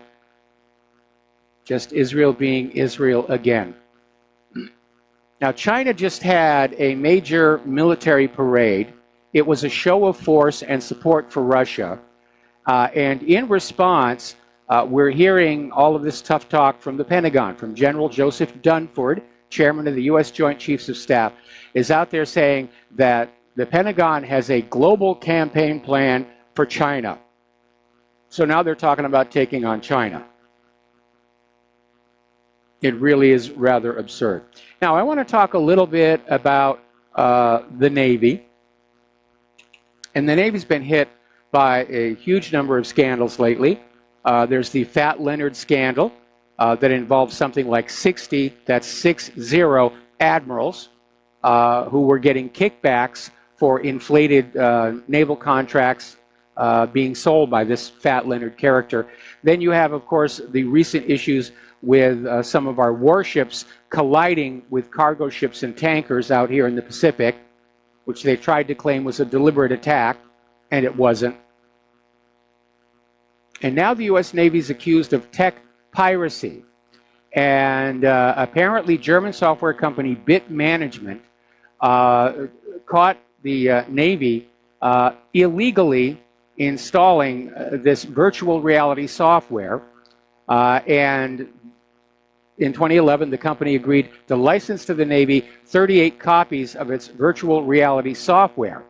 And the Navy was reportedly happy with the software, and Bit Management began negotiating to sell additional copies. And then they discovered that the Navy had installed this software on more than 500,000 computers. So now there's a massive, massive lawsuit for intellectual property violations. Boy, it's not quite the Navy that we're shown in all those movies and TV shows and the commercials, and like Top Gun. Since the year 2001, you, the American taxpayer, have spent at least $4.5 trillion on wars. This is not including the trillions that simply went missing out of the Pentagon. So if you're walking around the streets of your town and you're wondering why the pavement is cracked and the metal's all corroded, and why there are hungry and homeless people all over, why there are so many retail vacancies, it's because all of the wealth of the country has been sucked out to give to the war machine. We've been living in a wartime economy for going on 20 years, and our nation is showing it. It is really showing it. We're going to do a shout out now to our on-air affiliates who are just now rejoining the network. Apparently over in Japan, the Japanese people are getting very angry with Prime Minister Abe. And apparently he is engulfed in quite a few of his own scandals. There's a feeling of crisis. And there was a huge rally in Tokyo demanding that Prime Minister Abe resign. This, of course, is going to put a crimp in efforts to find a peaceful solution for North Korea. All right, let's talk about some of the domestic political stuff that's coming along here. The FBI and the Department of Justice has confirmed that some of the memos Comey took when he was fired contained classified information. That's a Title 18 violation right there. When you are fired and you're in possession of classified information, you have to return it or certify that it has been destroyed. The Department of Justice and the FBI also asserts that Comey's leak to the New York Times targeting President Trump was unauthorized, and said that Comey's operating on the same level as WikiLeaks after all that criticism. Now, a lot of people are still trying to figure out what the heck was going on with James Comey when he basically just gave Hillary a get-out-of-jail-free card for the email scandal. And a lot of people are looking for very complex motives. Was he being blackmailed? It turns out that Comey's family were all passionate Hillary Clinton supporters. Some of them worked on her campaign. Comey's wife was just out there saying, it's time we have a woman president. I mean, forget about all the other stuff. Forget about the dead bodies. Forget about the corruption of the foundation. Forget about, but she's a woman. It's time for a woman president. And apparently, Comey's wife basically pressured him in to dropping the email investigation because they thought Hillary was going to win. Wrong on that count. Apparently, Comey's wife took part in some of those post-election demonstrations where the snowflakes went on out there and cried and screamed and popped bubble wrap and so forth and so on here. Now, as you know, the FBI raided the offices of Trump attorney Michael Cohen, and they're down in the gutter. This is all about that Stormy Daniels affair, and I'm sick and tired of hearing about it. I'm sick and tired of seeing her face on TV. And they stole, they confiscated a bunch of materials, some of which Comey says have actually nothing to do with the case that was on the warrant. And they're not supposed to do that either. Well, an attorney for President Trump has asked a federal judge to allow the president and his lawyers to have the first look at the FBI evidence seized in the Michael Cohen office raid. Now, I have a comment about that, and that is a thing called attorney-client privilege, which is supposed to be inviolable. And in their eagerness to get Donald Trump, they violated attorney-client privilege. They violated the scope of the warrant. They're down there in the gutter dealing with porn stars. It betrays just how desperate they are. Now, I am very disappointed in Donald Trump, okay? But we all have to play by the rules. If we don't play by the rules, then we're no better than the government itself is. And I don't want to go there. Another story that came on out, this is before it's news, that the main reason Hillary was not indicted is because everyone in Washington, D.C. was tied to that Clinton Foundation. And that was something that we suggested might be the case all the way back when the email case first broke and nothing was being done. Hillary had all this money. It was basically a slush fund and a money laundry all in one, and everybody was dipping into it. If the entire truth about the Clinton Foundation ever came out, it would probably be the biggest single scandal in U.S. history, outdoing the Teapot Dome, for example. Now, right now, governments and big banks are stockpiling gold, an indication that they think there's going to be some kind of an upset in the paper currencies. Russia and China are certainly grabbing as much gold as they can. People keep asking, how much gold is still in Fort Knox? Trust us, the American people's gold is still there, really, honest.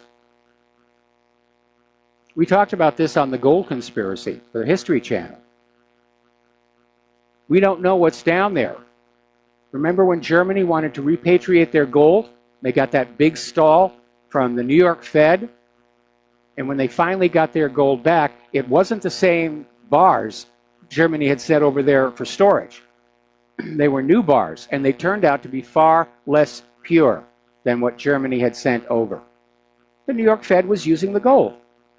They would take it in, charge a fee for storage in their gold vaults, and then when nobody was looking, it would go out the back, and be rehypothecated for some other purpose. Bunch of crooks over there. The global debt bubble has hit a new all-time high. It's always going to do that because of private central banking. The debt grows faster than the available money supply. So the global debt bubble has hit $237 trillion with a T. Global debt increased 10% in 2017 to nearly a quarter quadrillion US dollars. There's no way to pay it off. That's the problem with private central banking. The debt that is being created can never be paid off. There isn't enough money.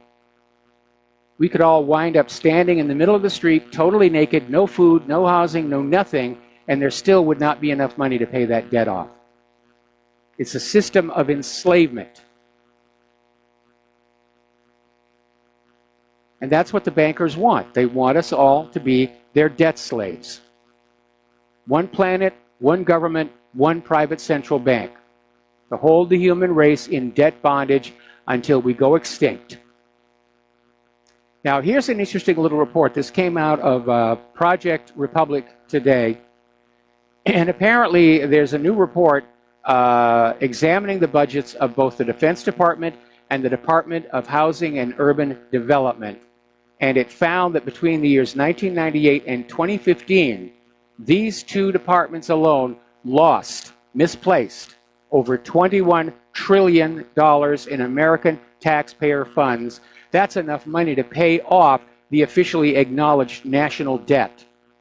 Now, the report was written by Dr. Mark Skidmore, a professor of economics at Michigan State University, and Catherine Austin Fitz. I'm sure you've heard that name before. And it says the missing money is a direct result of unsupported journal voucher adjustments made to the department's budgets. There's all these creative bookkeeping, mark to market and so forth. Whatever happened to, this is what we've got, this is what we spent, this is what we have left over. Huge sums of money have disappeared into the Pentagon and HUD. And I don't think we should give the Pentagon any more money until they find out where all of that went. Because if we give them more of our trillions, what are they going to do? They're going to misplace it. They'll just lose it. It's going to go into somebody's pocket. Another article out here, this is from AntoniusAquinas.com, basically saying at this point, the only thing that's going to save the world from a U.S.-initiated global war is an economic collapse. And I think that's what we're all going to have to work toward, finding a way to bring the economy down in order to forestall World War III. Now, do you remember back when Bill Clinton was president and they made a big deal about his federal budget surplus? Oh, look at all that money. We've got a federal budget surplus. And then it later came on out that what Bill Clinton had done was basically take the cash buildup in Social Security that was putting in there for the expected surge in baby boomer retirements, and he moved it to the General Revenue Fund and he spent it. And that was a huge mess. Well, apparently, because baby boomers are still retiring, the current Social Security Trust Fund has a $2.9 trillion surplus. And apparently, Congress just voted to basically commandeer that as part of cost reductions. So they're basically embezzling you, the American worker, because that money in Social Security is not their money. It's your money that you were coerced into placing in trust with the government. And the government just showed they can't be trusted.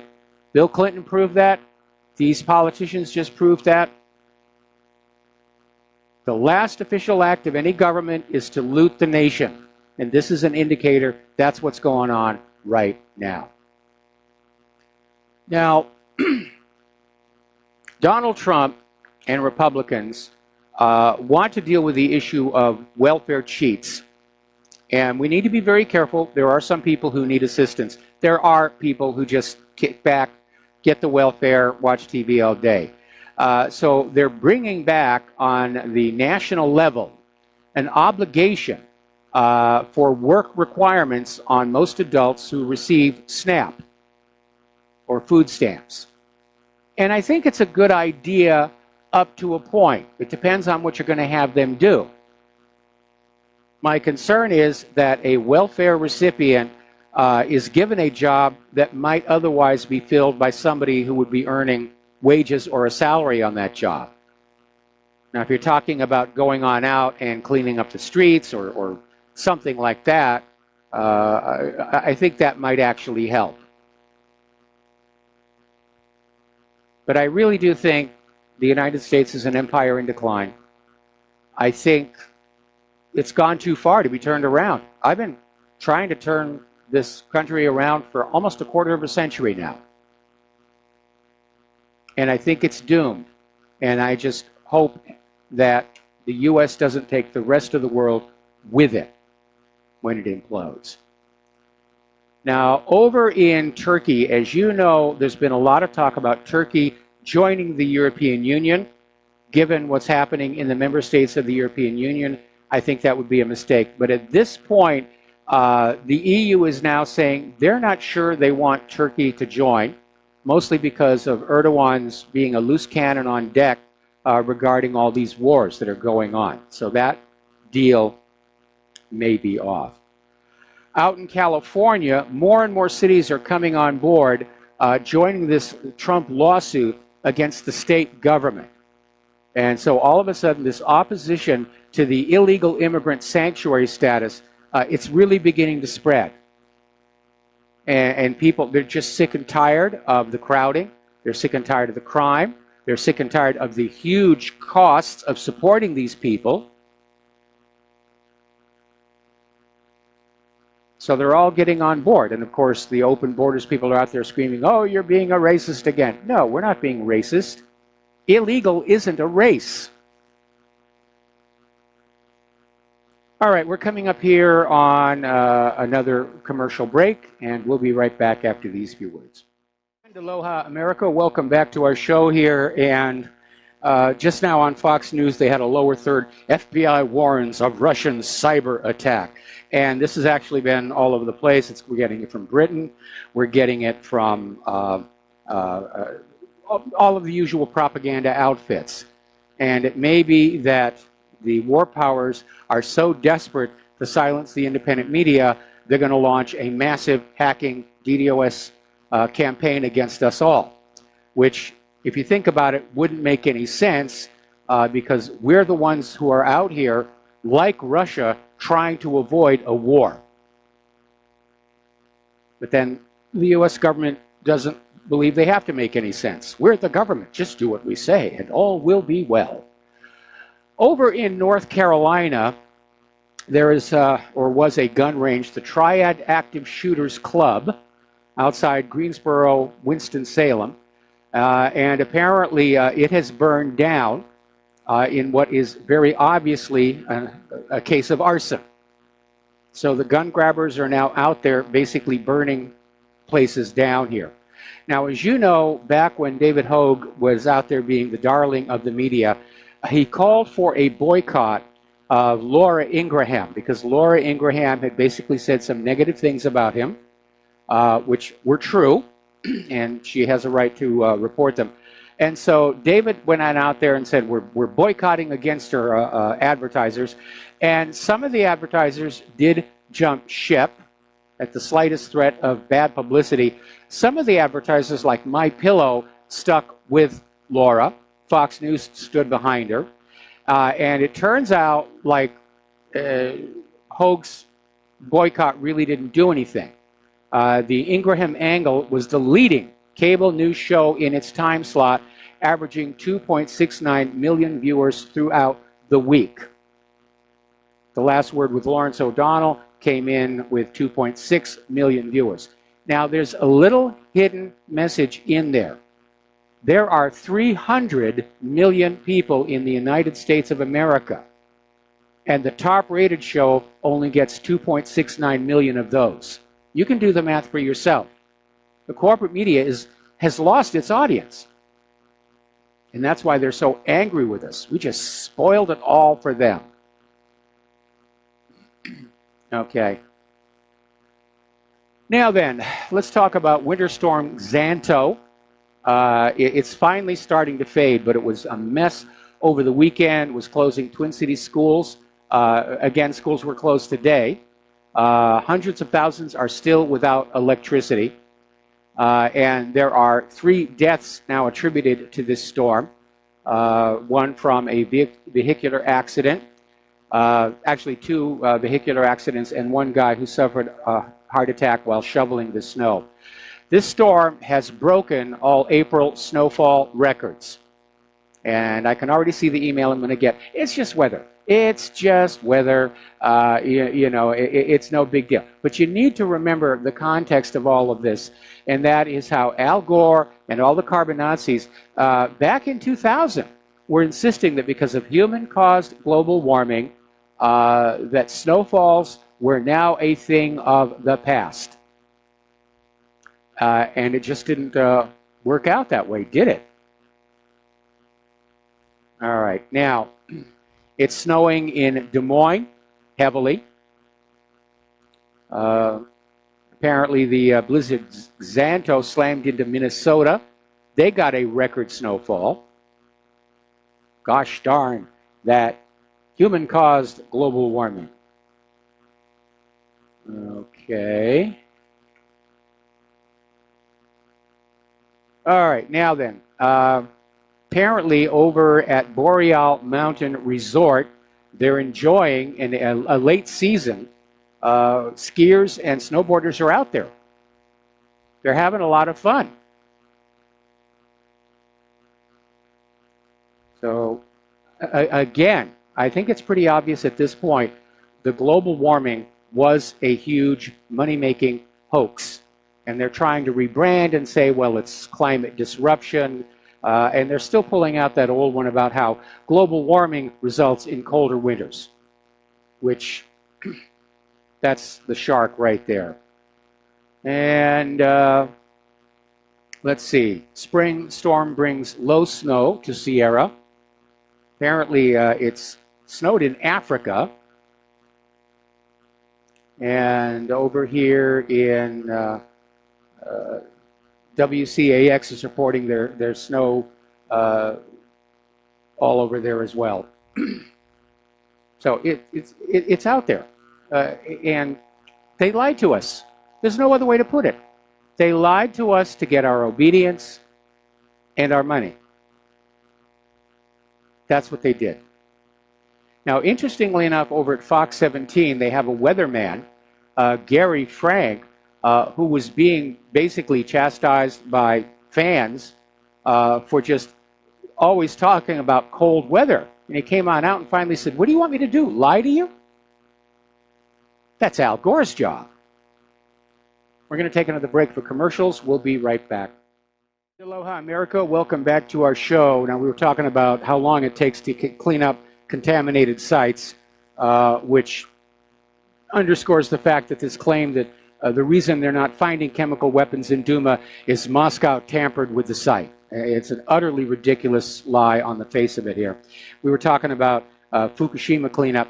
Hanford is another one. The Hanford Nuclear Reservation. It's a huge, huge chunk of land out in the American West, up into Washington State, Oregon. And they're trying to clean it up there.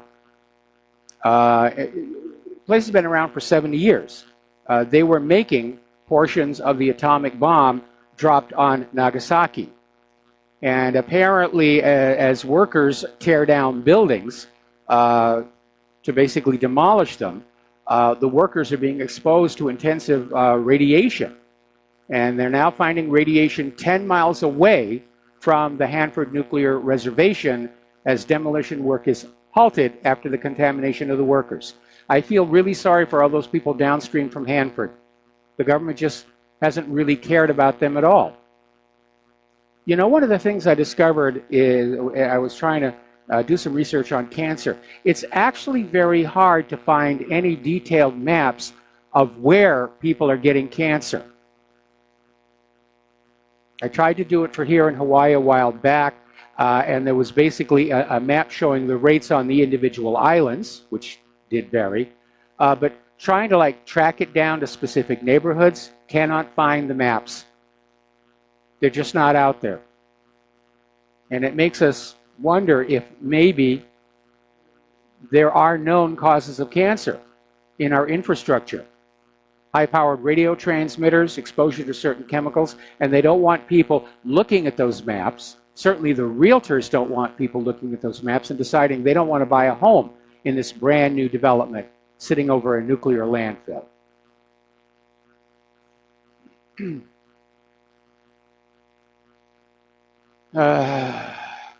Okay, story coming out of the Hacker News. Cyber criminals are hijacking routers' DNS to distribute an Android banking Trojan. It's called Roaming Mantis. And what they're able to do is to go into your router, and most routers have their own internal DNS tables to speed things up. And so the hackers will go into your router, they'll load up the DNS table with phony IPs going to look-alike malware sites. You'll think you'll be going to CNN, you're going to a website that's copied from CNN, but it loads malware. And this is why, if you have a router, change its default password. It's one of the biggest mistakes you can make in securing your home computer and your home network, is to not change that default password. All righty, we got a caller on the line, Thomas in Florida. Aloha. Welcome to the show. What's on your mind? Hello. Thank you for having me on. I heard you talking about missing money from the Pentagon, and I've heard Catherine Austin Fitz give quite an account of what seems to be going on, as well as that guy, Dr. Mark Skidmore, out of Michigan State. Apparently, he was a disbeliever. He thought she was just some kind of a... She just couldn't believe it, so then he checked it out himself, and apparently that's his line of education. And he said, darn, she's right. Yep. And I just wanted to add that apparently for a period of time during possibly this theft, I mean, the controller of the Pentagon was Rabbi Dov Zakheim. Yes. And if you look at his family lineage, there's a thing I saw on Rents. His grandfather, over in Europe there, apparently married one of the relatives of Karl Marx. And his father was involved, and was actually his grandfather, I think, was involved in the Bolshevik Revolution. Yes. Amazing, huh? Yep. Small family. Yep. That's all I have. All right. Thanks an awful lot for the phone call. We're going to let you go. Well, apparently Great Britain is already out there saying that if Russia launches a cyber attack on Great Britain is prepared for a retaliatory cyber attack. And no, Russia is not going to launch a cyber attack, certainly not against the independent media. But again, they're just looking for any reason to get people to hate Russia. And we talked before about the possibility of a virtual 9/11. Where the internet is taken down, it causes tremendous harm to businesses, it breaks our lines of communication, forces us to be dependent on broadcast TV for our news, and again, blame it on somebody like Iran or North Korea or Russia, because the government does have a major problem. They can't lie to the public with impunity. Every time the government comes out with another lie, it can be clocked, you know, with an egg timer, how long it's going to be believed. Like that one about how the reason there's no contamination at that Duma site is Russia has tampered with it. So I'm feeling a sense of desperation coming on out. And desperate people take desperate chances, and they do desperately stupid things. All right, let's go back to the phones. Roxanne in Texas, aloha, welcome to the show. What's on your mind? Hello? Roxanne, are you there? Yes, okay. I just wanted to kind of fill some people, everybody in on, you know, who are the three groups, especially in Syria with this whole, all these years, is the, you know, to get this message out that Assad is gassing his people. they would be the White Helmets, okay? That's a UK intelligence group that runs that. Number 2 would be Syrian American Medical Society. That's funded out of here by the Muslim Brotherhood. And then the BDC, that's Violations Documentation Center. And we know that Ayman Assafari and Soros fund that. Yes. So there you go. Oh, and by the way, the White Helmets, you know, they're all worried about these children and everything. They took off for Idlib. So they're over there now. That's the next false flag. Have a good evening. All right, thanks an awful lot. Well, I think they took off for Idlib because that neighborhood near Damascus, Duma, has been cleaned out. And it's almost like the claim that there was a chemical attack was sort of a parting gift, so that the U.S. would come on in and act like ISIS air support yet one more time. Okay, apparently Mark Zuckerberg has admitted Facebook is subjective in how they manipulate their algorithms to censor conservatives,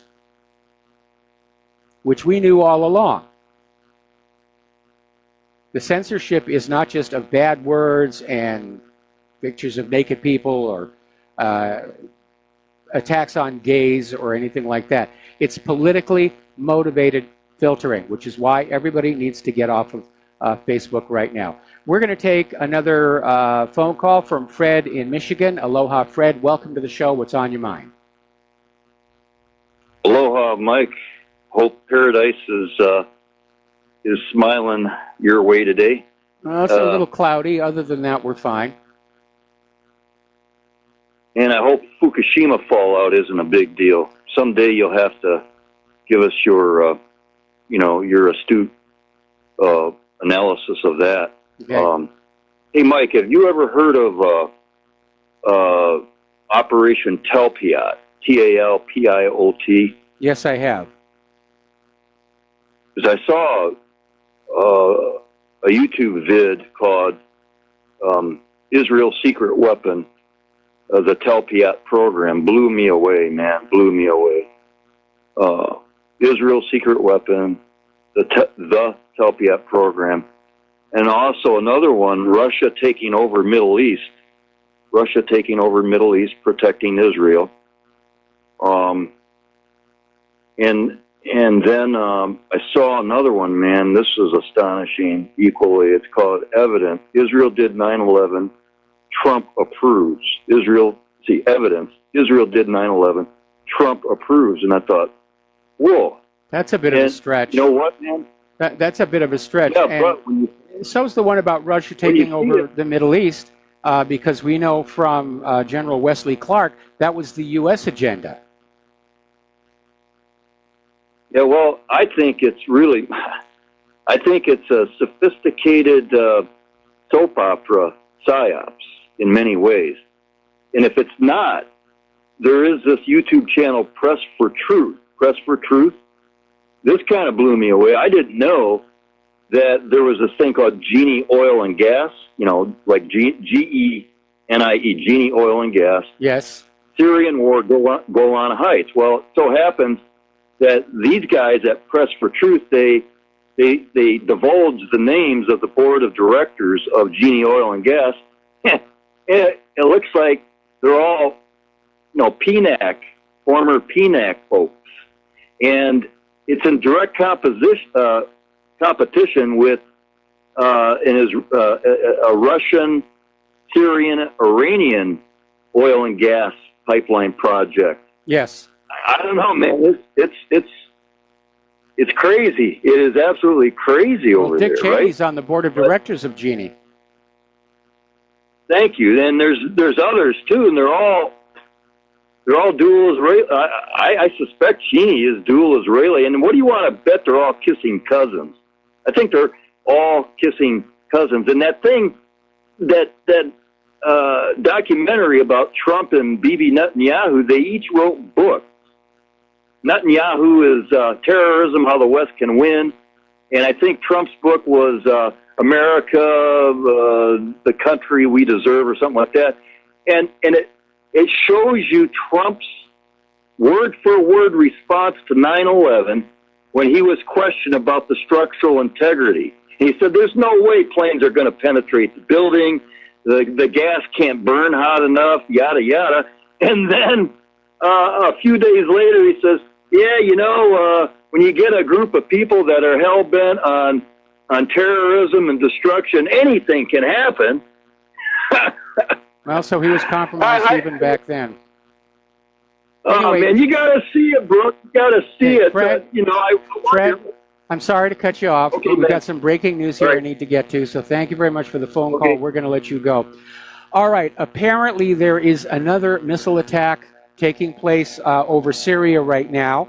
According to Sana, the sirens are sounding, and it looks like there's another missile attack targeting Shayrat Air Base in Homs province.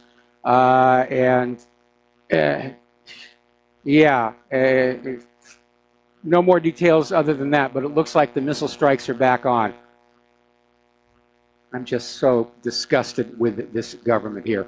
Alrighty, we all know about Amazon. They sell all kinds of interesting things. Apparently over in Great Britain, Amazon UK has been forced to pull child sex dolls from their online storefront after widespread complaints from a watchdog group. And apparently the concern was that pedophiles might use them as a gateway doll, which would lead them to the sexual abuse of real children. My question is, why does Amazon even have this sort of thing in the first place? And I know they got a lot of interesting stuff out there in Amazon, and there's a lot of kinky stuff, but I have to side with the critics on this one. That was wholly inappropriate. It was wholly inappropriate. Story coming on out of the Daily Mail. Top medical journals accused of skewing research by raking in millions of dollars in bribes from drug firms. And it's basically talking about the fact that these so-called professional peer-reviewed medical journals have been shifting the articles, rewriting them, and they get millions of dollars from the pharmaceutical companies. And obviously that calls the reliability and the honesty and accuracy of those journals into question. Now, journals profiting the most from this cozy relationship with drug firms included the Journal for the American Medical Association, which gets 52% of its revenue from printing studies by pharmaceutical companies that obviously favor their product, and the Journal for the American College of Cardiology, whose 35 editors rake in an estimated $15 million from companies every single year. So it's all about the money. It's not about quality medical care. It's about pushing product. Now, a lot of people are very upset over this approval for the mega merger of Bayer and Monsanto. And these are two companies with very, very lousy reputations. Of course, we all know about Monsanto and glyphosate and their attempt to force GMO seeds on the entire planet. Bayer is notorious for having used tainted blood from prisoners to create a hemophilia drug that turned out to be infected with AIDS. And rather than destroy it, Bayer simply chose to sell it in other countries where there were no laws governing AIDS-contaminated blood products. So these are two of the worst companies about to become the biggest, worst company of all. Now, if you're over in East Africa, you know that there is this rift. You can see it very clearly on Google Earth, and apparently it is starting to move. Apparently this rift made a sudden appearance in southwestern Kenya and suggests that the eastern part of Africa is starting to pull away and form its own new continent. Of course, it's going to take, tens of thousands, if not millions of years, but it is interesting to start to see this happen. Over in Balikpapan, which is an Indonesian port city, they've declared a state of emergency after there was a fracture in a pipeline that caused a devastating oil spill along the coast, killing 5 fishermen and bringing health problems to hundreds of locals. Apparently, it ignited, and it's covering an area of around 18 square kilometers or 7 square miles, contaminating the sea and polluting the air with thick black smoke. And one protected dugong is already washed up dead on the shore. The 5 fishermen died after being caught up in the fire caused by the spill. We're going to take a break for commercials. Back with the last segment of our program after these few words. All right, so I'm doing this over the phone. We just lost the computer that we do the Twitch on. I'm going to have to replace that now. More news coming in about that attack on Syria. Apparently, Israeli warplanes are attacking Damascus. Syria is trying to fight back. So the caller we had earlier in the show was absolutely right. This is not over. It's not going anywhere. And it's a rough time. This is a very, very dangerous time, and a lot of people have been going to sleep at night dreaming of mushroom clouds out the window. So the issue is going to be at some point, when does Syria really react to all these provocations? When does Russia react to all the provocations? This is not a new Cold War. This is a hot war that they're moving toward. That report that Donald Trump wanted to bomb Iranian and Russian assets last Friday is very, very scary. And he actually thinks we can win a war against Russia and China. And I disagree. I don't think that we can. And any war that we have will be costly on both sides. So it's a very, very dangerous situation indeed. Okay. Anyway, down in Australia, apparently they've got a major brush fire that is on its way towards a nuclear reactor. And there doesn't seem to be any way to stop it.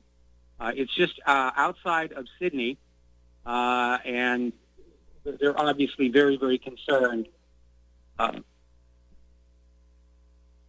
Okay, I'm hearing something in the background. Anyway, by the way, speaking of the Navy scandals here, apparently a Navy chaplain has been fired after he was caught on video having sex in the parking lot of a New Orleans bar. So there's a good one right there. All right, we're coming up here on the top of the show. Stay tuned for John Stadmiller, and hopefully we'll have our technical issues worked out by tomorrow. So have a good day. Aloha, America.